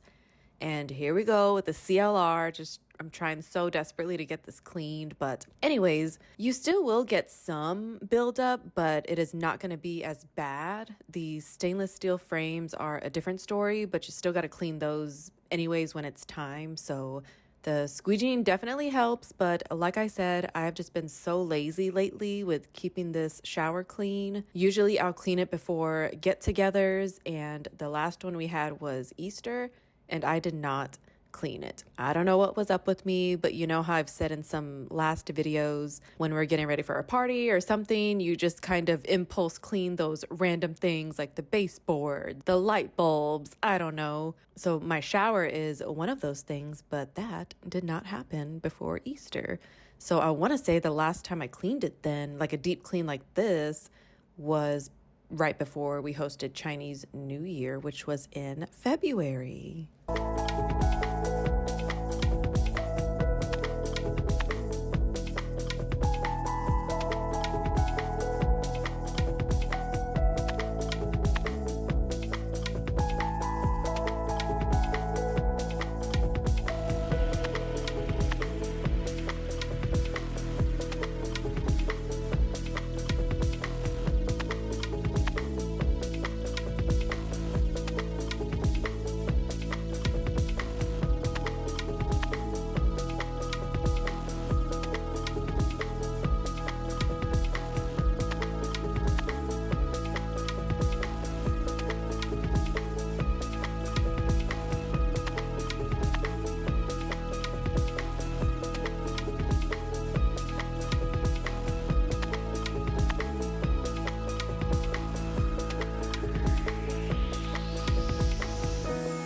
The mixture I use for this is 1 part vinegar and 1 part Dawn dish soap. You're supposed to let it sit for 7 minutes, then just rinse it off, but I don't think I did at this time. I was just in a rush, but it still got clean. But I do recommend letting it sit for that amount of time because I've done that in the past, and then just rinse it off. I had to do the inside and the outside, of course, but mainly because my little one splashes around a lot at bath time and water gets everywhere, including on the outside of the shower window. So there was some soap scum and hard water stains there that I needed to get off. And I just got me a clean dish sponge. I keep a lot of those on hand, and that's what I used to scrub it all over the window.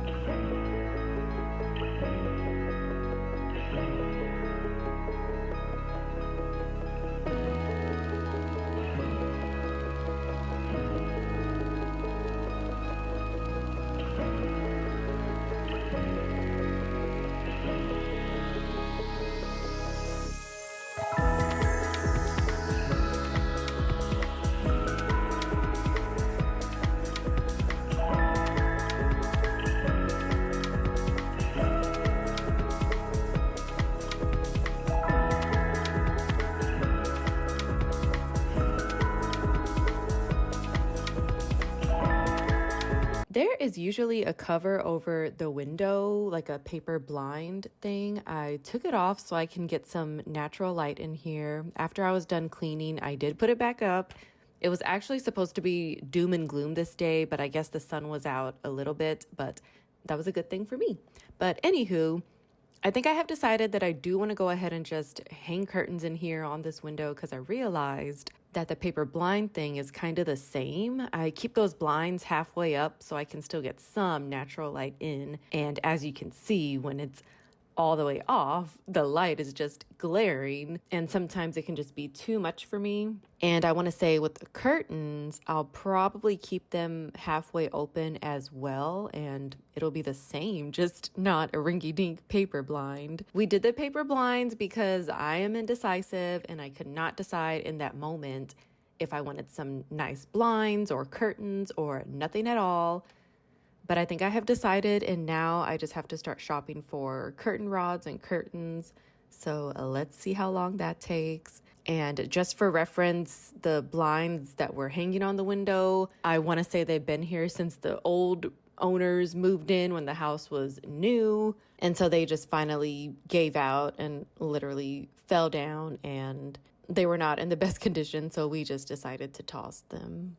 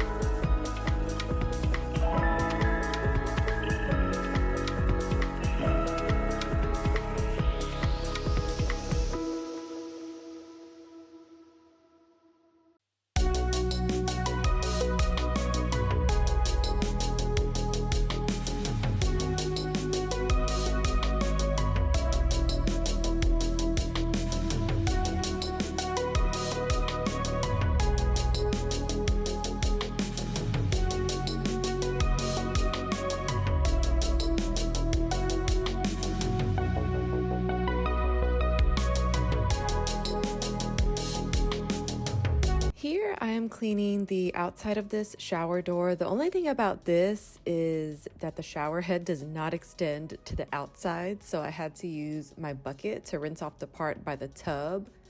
But this part by my closet, I just ended up wiping it off with a microfiber cloth. I was not about to pour water on there and get the floor wet because it was already wet with towels from when I rinsed out the inside of the shower earlier.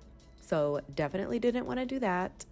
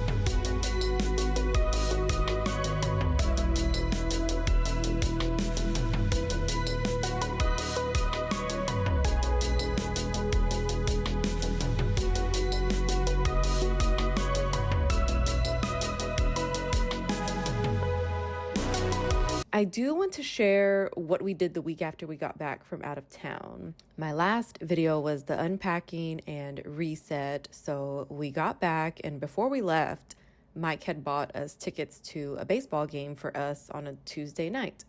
We are all homebodies for the most part, and our little one hadn't been to a game yet, and he's kind of at that age that he can have fun and enjoy it. So we thought we'd give it a try. And he did good. I think we stayed till the seventh inning, and the seats were really good too. So I think that helped. I think Mike was able to get a good deal, so that's why he had bought them. So we got back on Sunday, but this was on the Tuesday after we got back. And usually I am just like, nope, I'm not doing anything, even though it's already been 2 days. But then I had to give it to Mike for planning something for us to do as a family that was different. So that was another reason I didn't resist. So we went, and of course, there was a lot of people there, more than I had expected. And the next morning, Mike woke up not feeling too good, and he was a little sick for a few days, but we chalked it up to going out and being around all those people at the ballpark. Because, like I said, we are homebodies for the most part. And when we do go somewhere, it's just to the park or out to eat. Well, that's even rare. We usually do takeout. We go to the movies, but I guess we do good with hand washing and all that stuff. Not saying that Mike isn't good with that, but I just thought that was crazy. I guess we do need to get out more. Our little one is getting older, so I guess we can start planning more family outings like that.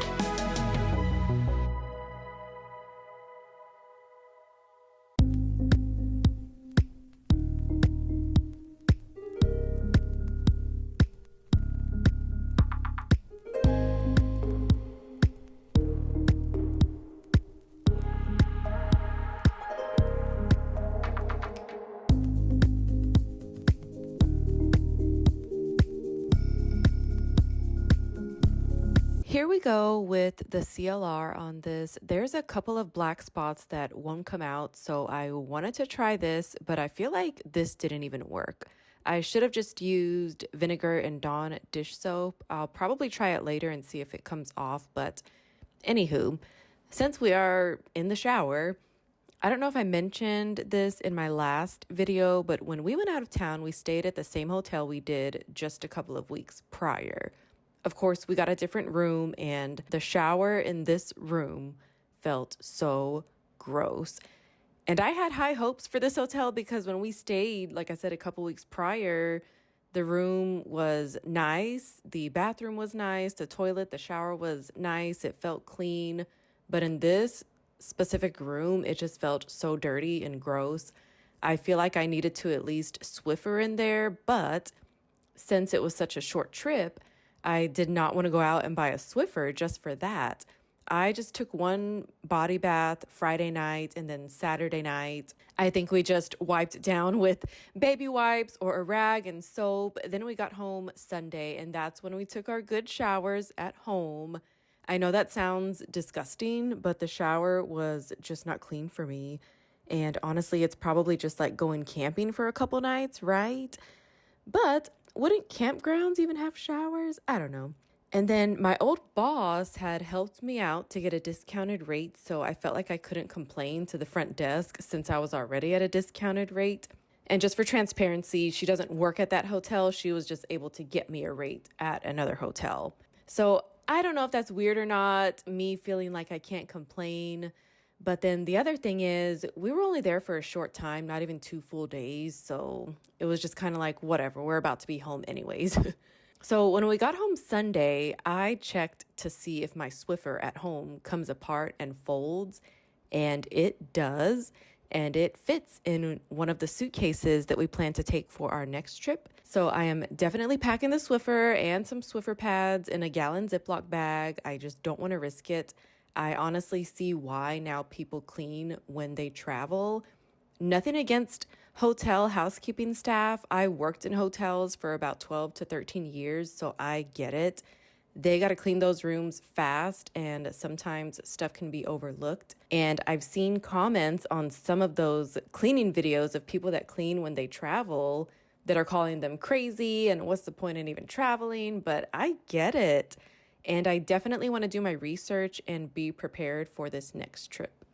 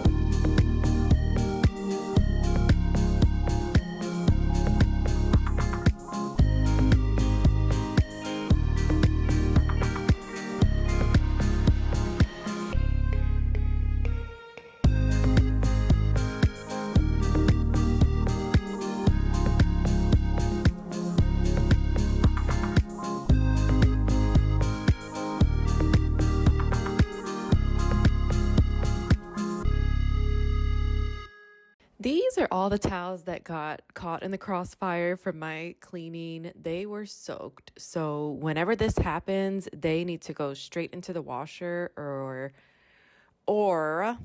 they will begin to smell moldy if you leave them laying around. It was more work to do, but I began to feel productive at this point. Well, I would hope so after an hour of cleaning one shower. I hope I can stay on top of it moving forward. I don't want it to get like that again. One thing I would suggest is cleaning it more often. That way it doesn't take so long. This was a perfect example of what happens when you let things fall to the wayside. It'll take longer to clean if you do not keep up with it and just take those 5 minutes every 2 weeks. I get it, life happens. That is why it took me an hour today, because I just wasn't feeling it the past few months just because of everything that is going on in life. But I hope I can do better. And once again, I see why people make cleaning checklists and all that stuff. And I always say I'm going to do that, but then I never do. And still, I mean, I wish I could, but I'll just keep winging it for now.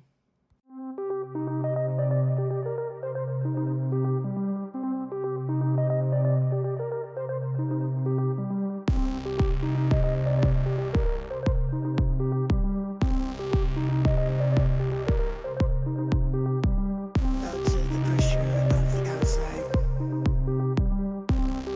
come to me. I got this little reed diffuser from Ross a while back. I remember I wanted one and they were just kind of pricey on Amazon. So I thought I would get out there and see what's out there. And sure enough, it was $2 or $3 cheaper than on Amazon. But anyways, I thought it was finished, but there was still a little bit in there. So I thought I'd get these sticks flipped and use up the rest of it before tossing it.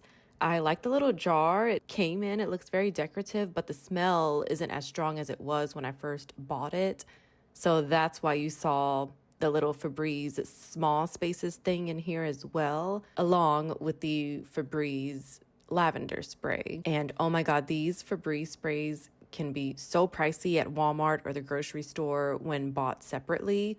Sam's has a 4-pack for about $10. So that's where that came from. And most of the time, they've got smells in there that actually smell good. Because, sometimes they try to get you with a pack of something because it is a savings when you buy it together. But oh my God, It's like that Alani energy drink. They've got the big packs of those, I think 16 or 18. And I always only like one flavor from the variety that's being provided. But maybe that's a good thing because I have refrained from buying those big packs because of that. I don't like to drink energy drinks, but I do keep a couple in my fridge just in case. I will say recently I was drinking one Alani every day for 3 days straight, and oh my God. And this was just from one a day. That fourth day, I felt like crap and I felt so weird, and I knew it was the Alani. So now I make it a point if I am going to drink one, I just keep it to 1 or 2 a week and space it out.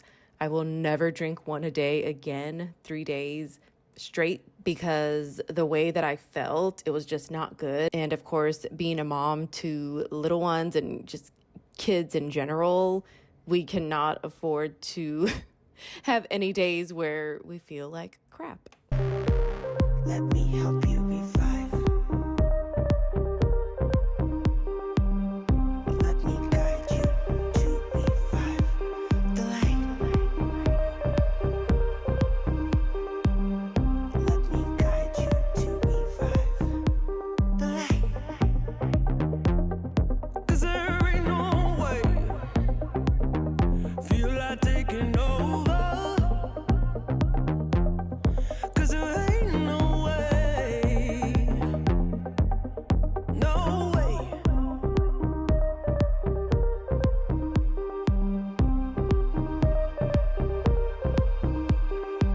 Felt to the pressure of the outside. Come to me. Let me help you. 'Cause I just can't stay here. Stagnant under pressure. Let me guide you. 'Cause there ain't no way. Felt to the pressure of the outside. Feel like taking over. To me. Let me help 'Cause there ain't no way. I just tossed in a toilet tablet I got from Dollar Tree. I should have done this when I first got in here because they take forever to dissolve.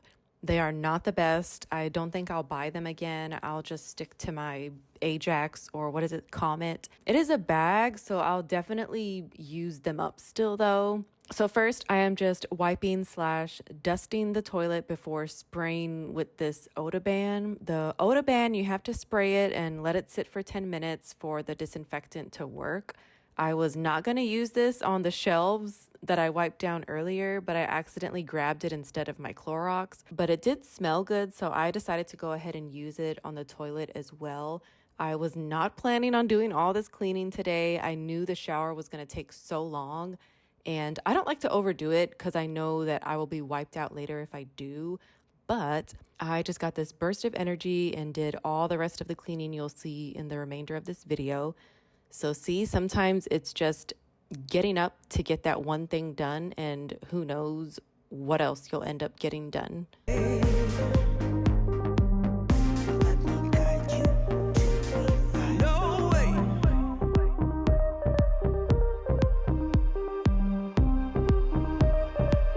Felt to the pressure of the outside. Come to me. Let me help you revive the light.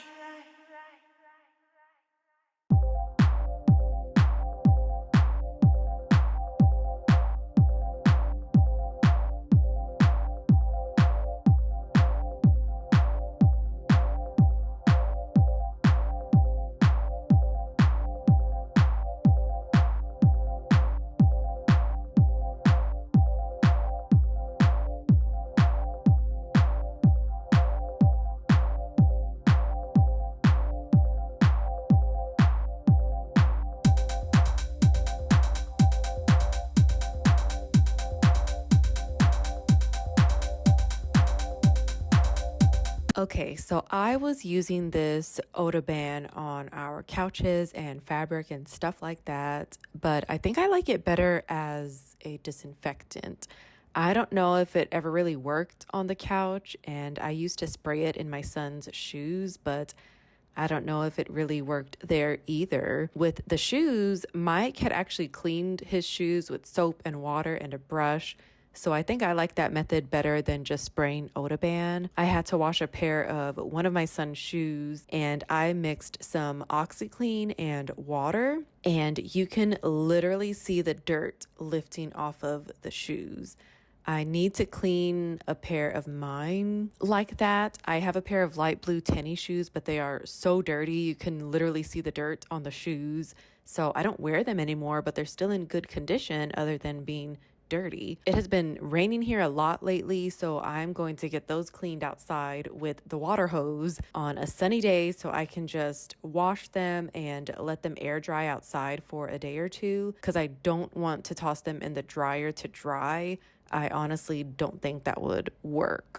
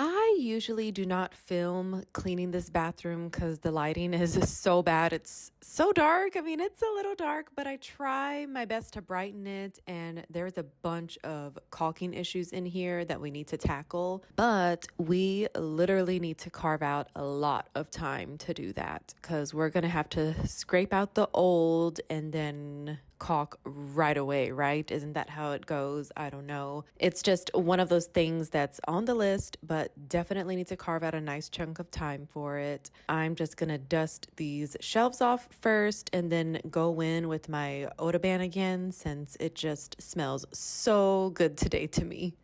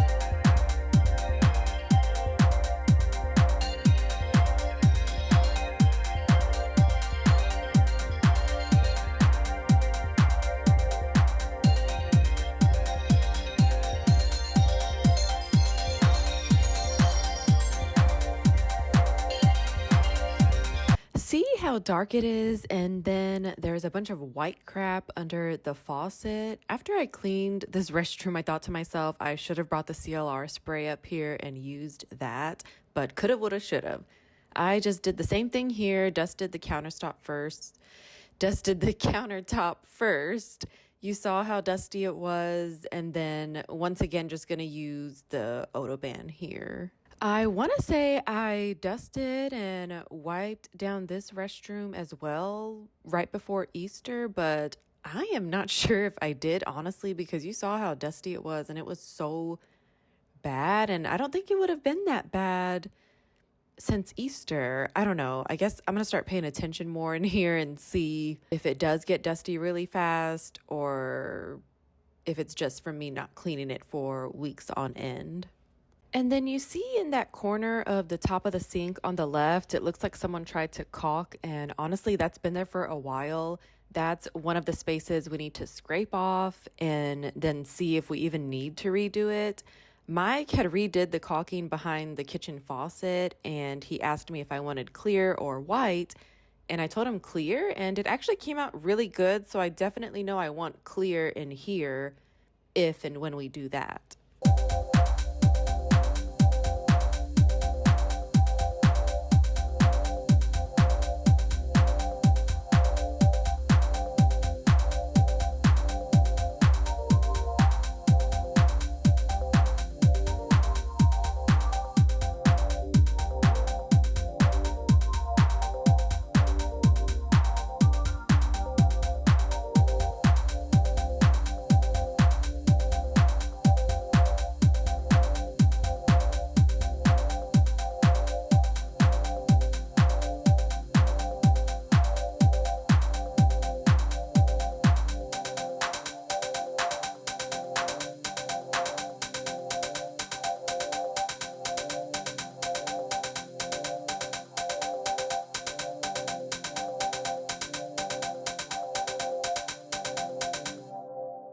I have tried, I think, everything on the inside of this toilet bowl. Vinegar and Dawn, vinegar by itself, pumice stone, bleach. I know I tell y'all I never buy liquid bleach, but for this I did buy like the smallest bottle that I could find.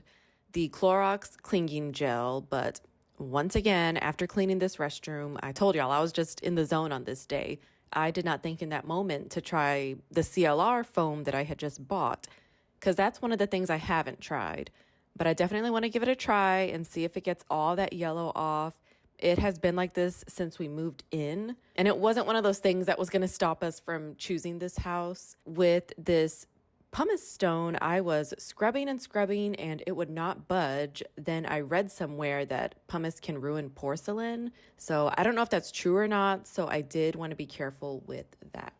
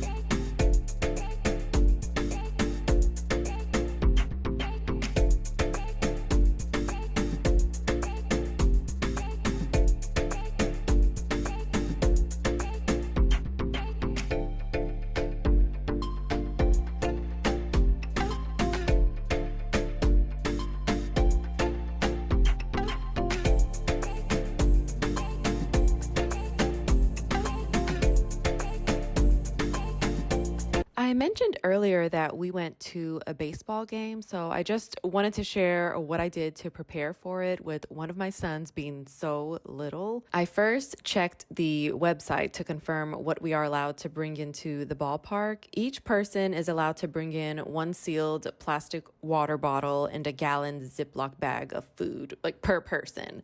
There are 4 of us, but I only brought in 3 bottles just to lighten the load, and then I only brought 1 gallon Ziploc bag because we were going to get food there. In that bag, I packed a couple bags of Skinny Pop popcorn and a couple of bags of grapes. I thought I brought more stuff, but I think that was it. Once we got there, we got the kids their pizza. That's what they wanted. Then we treated them to some ice cream for dessert.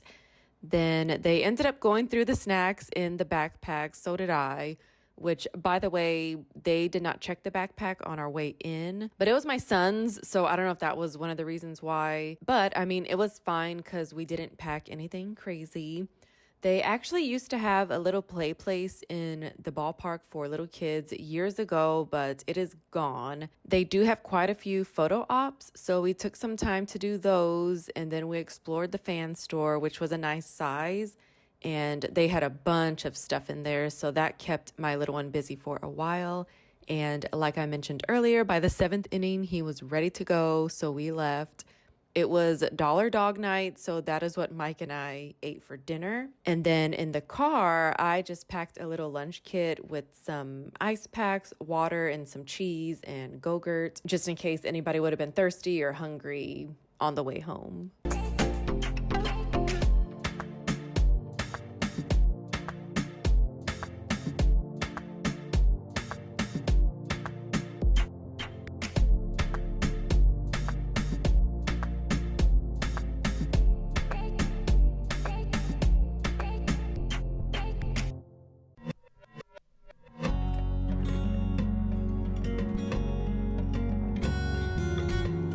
If you made it this far, thank you so much for being here and for coming along on this deep clean with me and to get some cleaning motivation. I hope this video helped in some way, and I hope you have a great day, night, week, weekend, or whenever you're watching this. Please don't forget to like this video and subscribe. I will see you next time.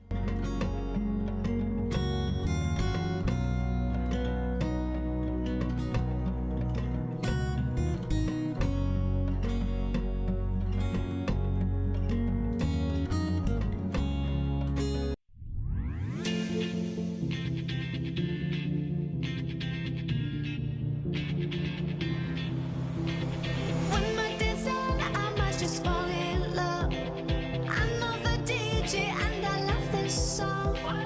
Me and you and the night feel so young. Every single moment has led up to this one. Whoa, did the stars align? Whoa, maybe it's a sign we should do tonight again. Hello and welcome back to another video. We are going to be doing a power hour kitchen clean with me. We're going to get the dishes and air fryer washed, wipe down the microwave and stove, get the counters and kitchen table wiped down, then sweep and mop. So if you're ready for this power hour, please keep watching and don't forget to subscribe and like this video. Thank you.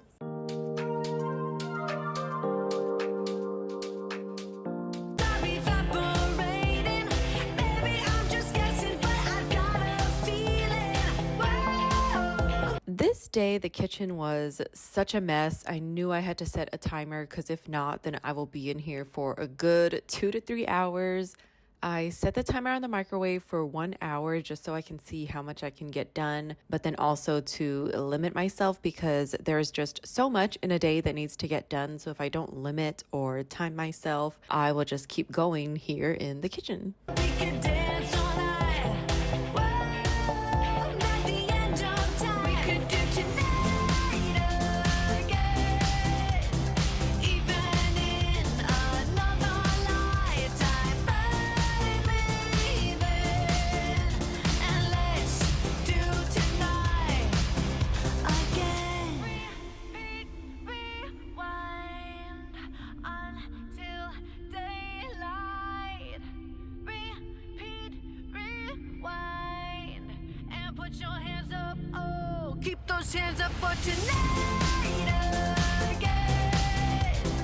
Even in another lifetime, baby. And let's do tonight again.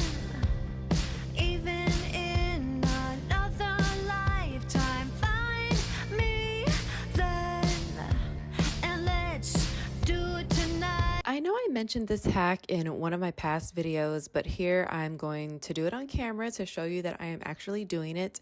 I am going to put some Dawn dish soap in my air fryer basket, then fill it up with I did some warm / hot water.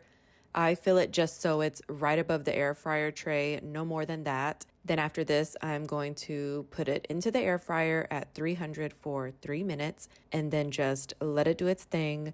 My sister-in-law told me about this at Easter, so the first time I did this was right after Easter, and I had no problem with it. I think it actually did help get some of those stubborn grease stains out, and honestly, this is just the second time I have done this. I don't want to make a habit out of it just in case anything, so I am still trying to clean it regularly with a sponge and soap in the sink, and I think I will resort to this when I haven't been doing that. Today, I saw that it was pretty bad, so I wanted to go ahead and do it. Tonight again. Even in another lifetime, baby. And let's do tonight again. One more dance and I might just fall in love. I know the DJ and I love this song.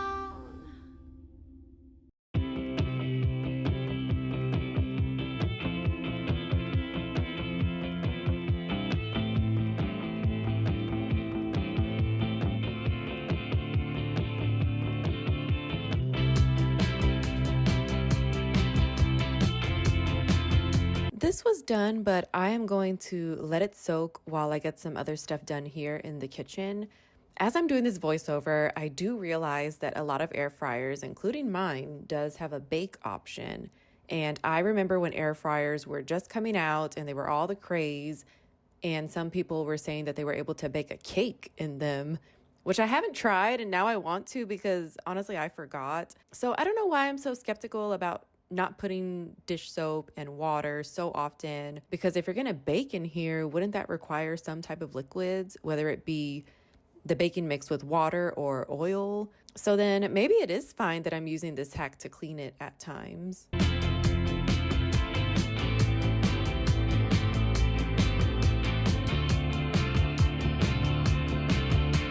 Storms on the roof, secrets whispered, bulletproof.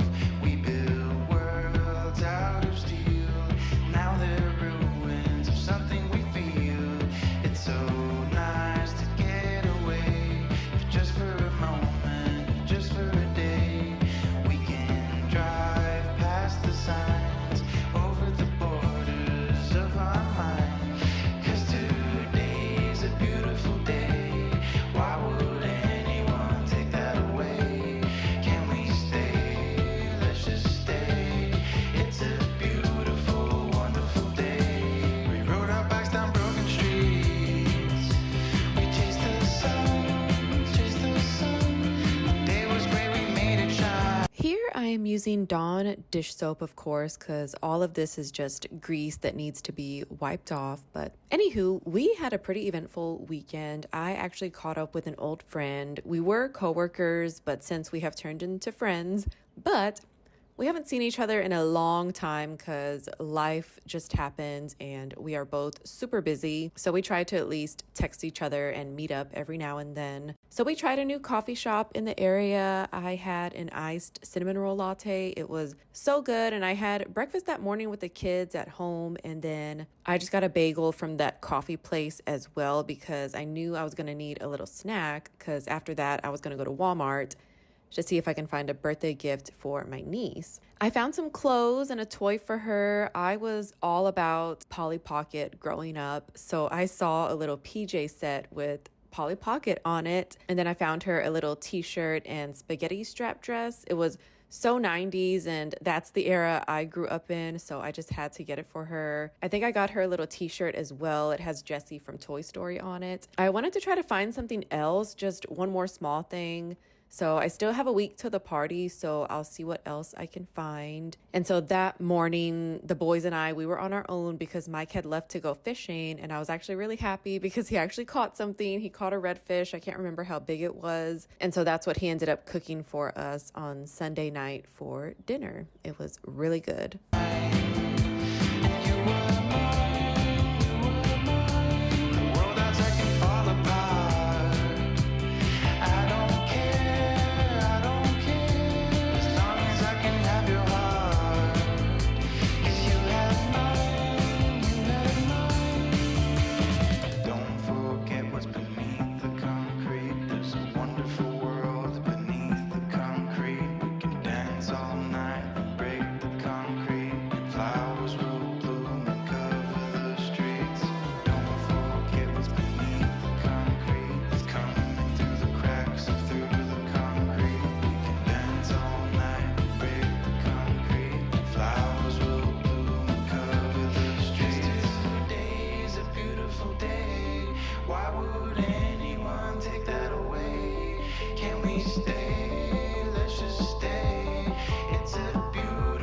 When I said Mike actually caught something, I didn't mean it as in he never catches anything. Just in my mind, if he's going to be gone for a few hours, I want it to be worth it. And I would say 80% of the time he catches a good sized fish or even 2 or 3. I know that there are going to be days when he doesn't catch anything, but just being near the water is a vibe in itself, and it's just so calming. So at least he gets to go be near the water. Our little one makes me so nervous around water like that. So we've gone with him a couple times and made a family day out of it. But my little one still naps. So it's hard to pack a lunch and get out there early and stay till lunchtime, because then after that it's nap time. So Really, I would say Mike can only take him to ponds and lakes around here so he can get back in time for nap. Because I remember the one time we did go, I packed a blanket and laid it out on the grass after lunch, and he did not want to nap. So we all know when our little ones don't nap, they can get cranky later on in the day. So it's just not worth it to me right now. But I think, of course, as he gets older, it'll be worth it and we'll be able to go and make more family day trips out of it. We rode our bikes down broken streets. We chased the sun, chased the sun. The day was great, we made it shine. And you were mine. The world outside can fall apart. I don't care, as long as I can have your heart. 'Cause you have mine, you have mine.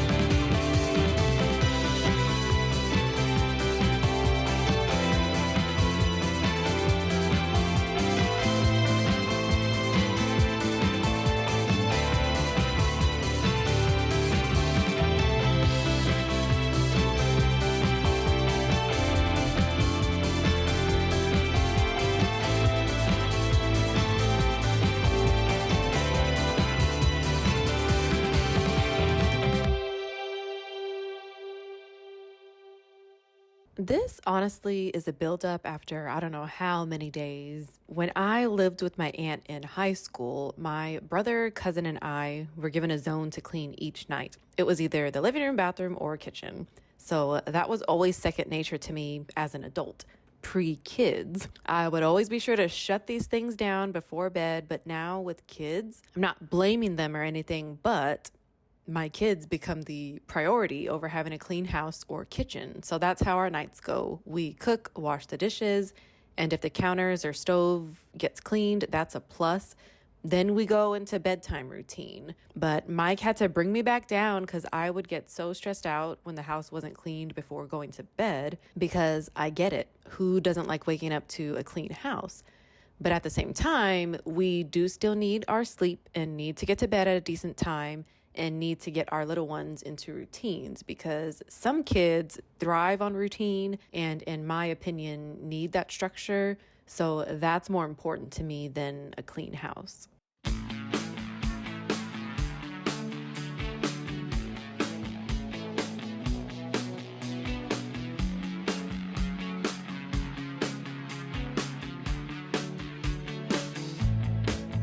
Turn it up, don't turn it off. Turn me round, put me in my place. From there, I can see it all. So beautiful. The world is turning fast. Got too many plans. But your eyes found mine, and I said, there's a record spinning in my mind. With scratches on the B-side. You're a record spinning in my mind.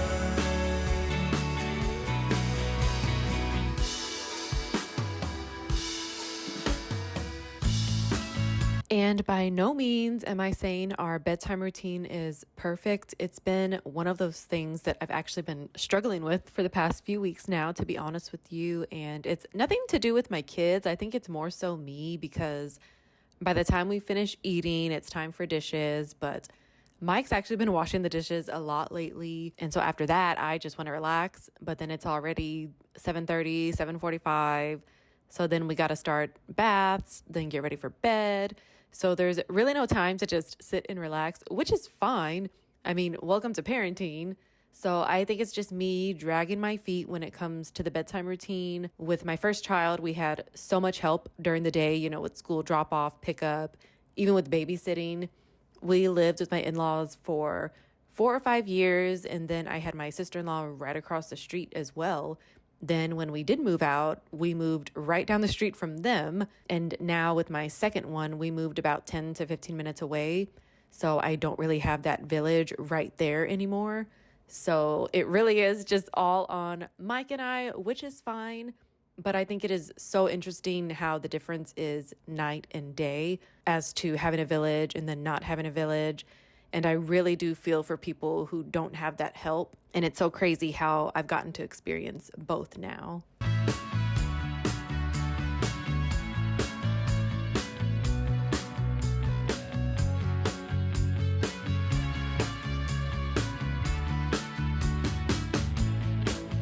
Drop the needle down and dance me to the other side. And from there we can fly into the 80s, Brooklyn to LA. Our hands in the air, our hands in the air. There's a record spinning in my mind with scratches on my B-side. I have not cleaned these since the day I bought them. I cleaned them when I brought them home, of course. I bought them at Marshall's. I know they are both different, but I didn't care. As you can see, I don't care too much if stuff is matchy-matchy. But man, were they overdue for a cleaning. They sit right next to the stove, so they had grease all over them. But anyways, back to our eventful weekend. So when I got back from my little coffee date, we noticed the house was a little bit warmer than it usually is. And we keep the thermostat at the same temperature, and it is very comfortable to us at 71. So when we checked the thermostat, the inside temperature was at 73. Then it went up to 74. So it was just creeping up, and we knew something was wrong.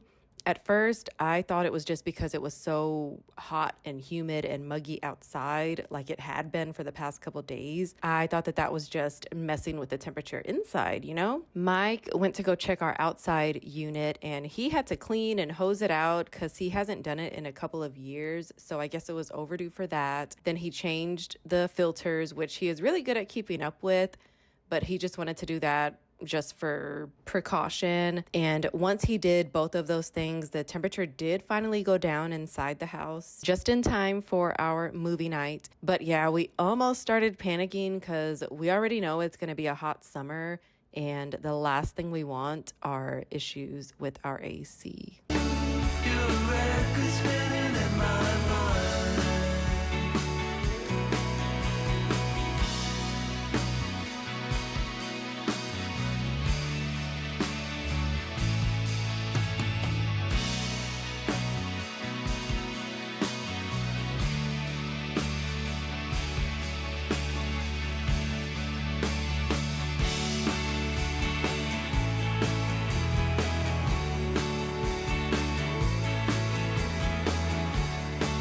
Let this soak long enough. It was time to give it a good scrub so it can air dry in time for that night.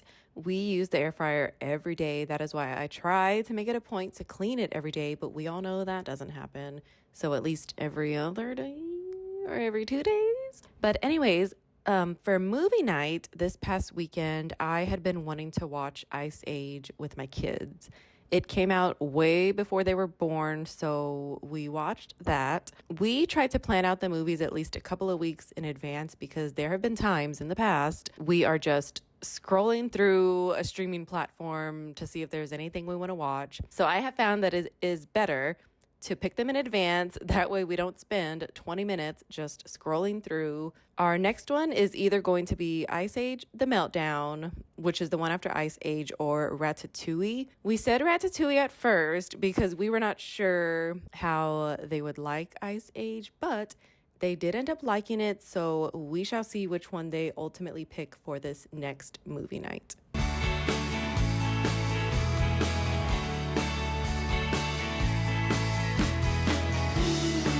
There's a record spinning in my mind with scratches on my B-side. Your record spinning in my mind.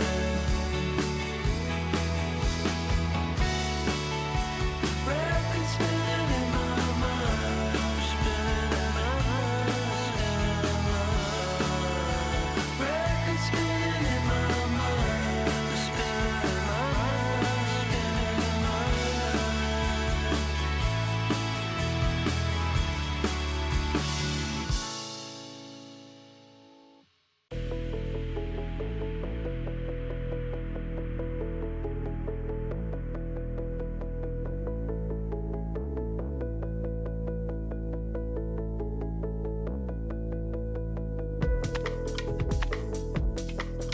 Now I am going to plink the sink. I can never remember the instructions on how to do this, and I want to be sure I do everything correctly. So I do keep the package on hand. Hopefully it is doing what it's supposed to do down there. I haven't really taken a flashlight to check. Maybe I should just to see. It does make this area smell good for a little bit right afterwards because, man, when it hasn't been cleaned or there are dirty dishes piled up here with food, and I'm not saying like the whole plate of food is in there, but just, small amounts of food, it does really start to smell. And that's why I keep my candle right here as well.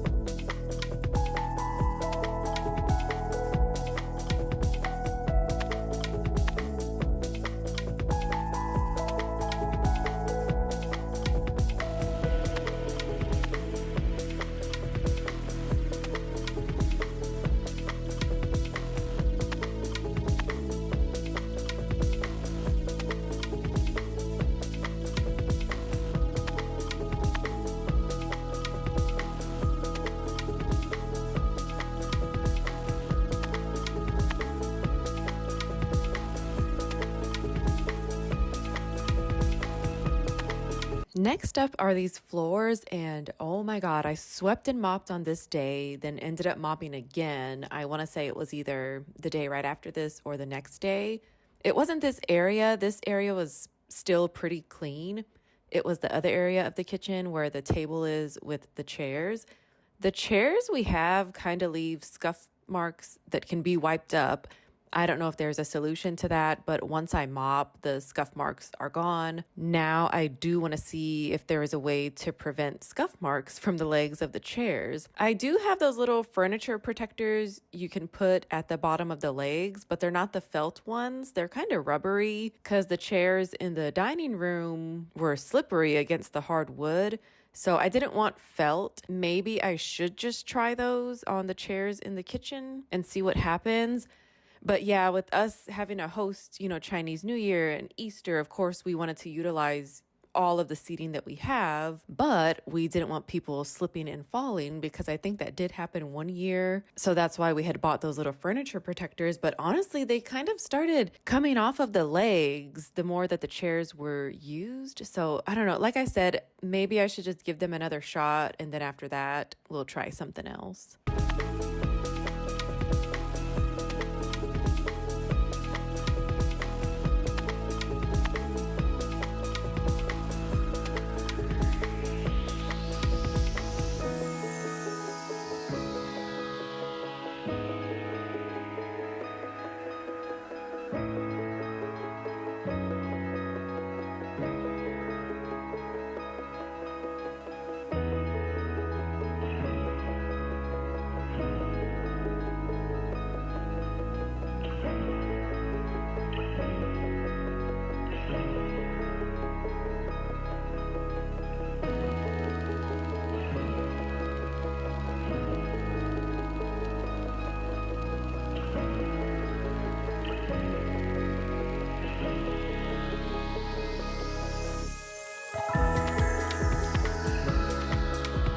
I actually just looked up some other ways to not get chairs scuff marks on the floor, and one was to get a rug.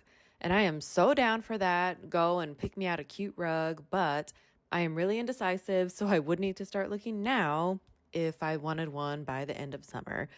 But then I don't know how I feel about having a rug in the kitchen. I mean, even though that area is its own little breakfast area, I guess, but then you've got the trash can there. I can just see that rug getting very dirty very often. So I definitely need to think about it. I was also thinking about getting curtains too for that area since summer is coming up, but I wanted to get some that keep the heat out because the sun shines really bright through the breakfast window, which is nice. But after that little debacle with the AC this past weekend, I just want to try everything we can to stay cool in the house this summer. The trash can is one of the main reasons I haven't gotten curtains over there too.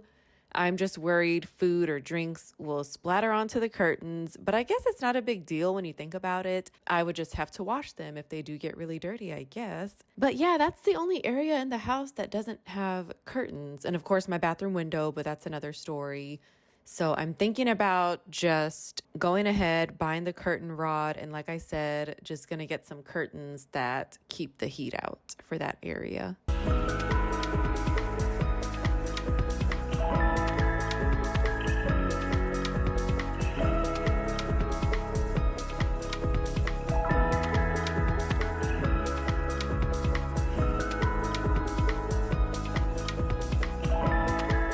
Please tell me I am not the only one who leaves birthday banners up for over a month. This was up for almost 2 months, I should say, but it is coming down today. I need to get it packed away until the next one.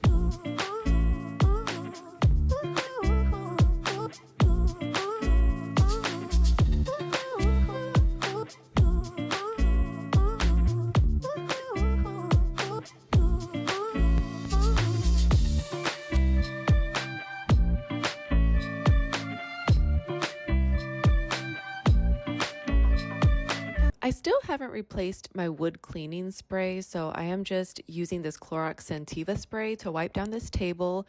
I need to start a list of cleaning stuff I need so I can just either order it or go buy it at the same time. I felt like I was running out of a couple of cleaning items, but I always forget what they are until it's time to use them and they're not there. Some other stuff we got done this weekend was go grocery shopping, and I went to Dollar Tree to get birthday cards for the upcoming birthdays in the family. And then those actually came out to 50 cents each, which I was so happy about. I feel like that doesn't really happen anymore at that store. I do want to go to Hobby Lobby to get me some 4th of July decor, but honestly, online I've seen that the stuff is still full price, so I guess I will wait because I saw one wreath that I liked for inside the house, but I just don't want to pay full price, especially when it's bound to go on sale.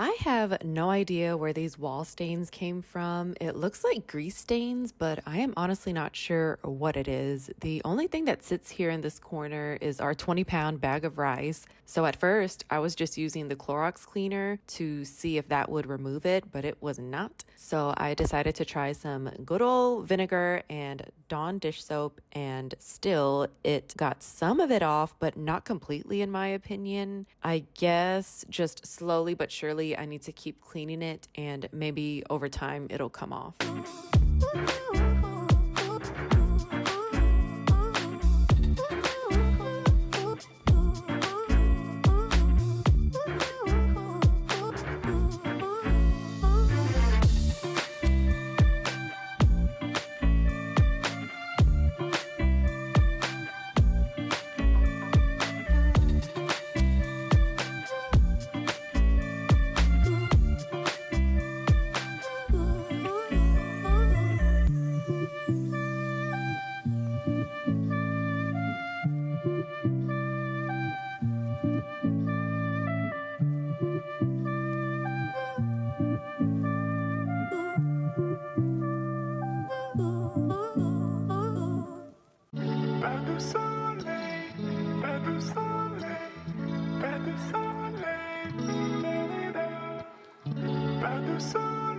Now that the floor is dry, I am just putting the space back together, and you can see perfectly how the sun just shines through this window. And I want to say this was the afternoon, so I do think it'll be a good call to just go ahead and get curtains for this area. I have the same curtains in the front dining room and the living room, so hopefully I can find a similar color that can keep heat out. Not that it's so hot, but I might as well prepare for summer if I want to do that. Another thing we need to do is buy our passes for the water park here. It helps to purchase those because I want to say in just 2 visits, you'll get your money's worth already. But I try to go more than that, of course. There are a couple of other new water parks in our city that I do want to try, just something different. And then, of course, we have our pool key. So we will be doing that as well. I am just really going to try to enjoy this summer with my kids. Time is flying by, so I have been trying to be more intentional with enjoying each moment.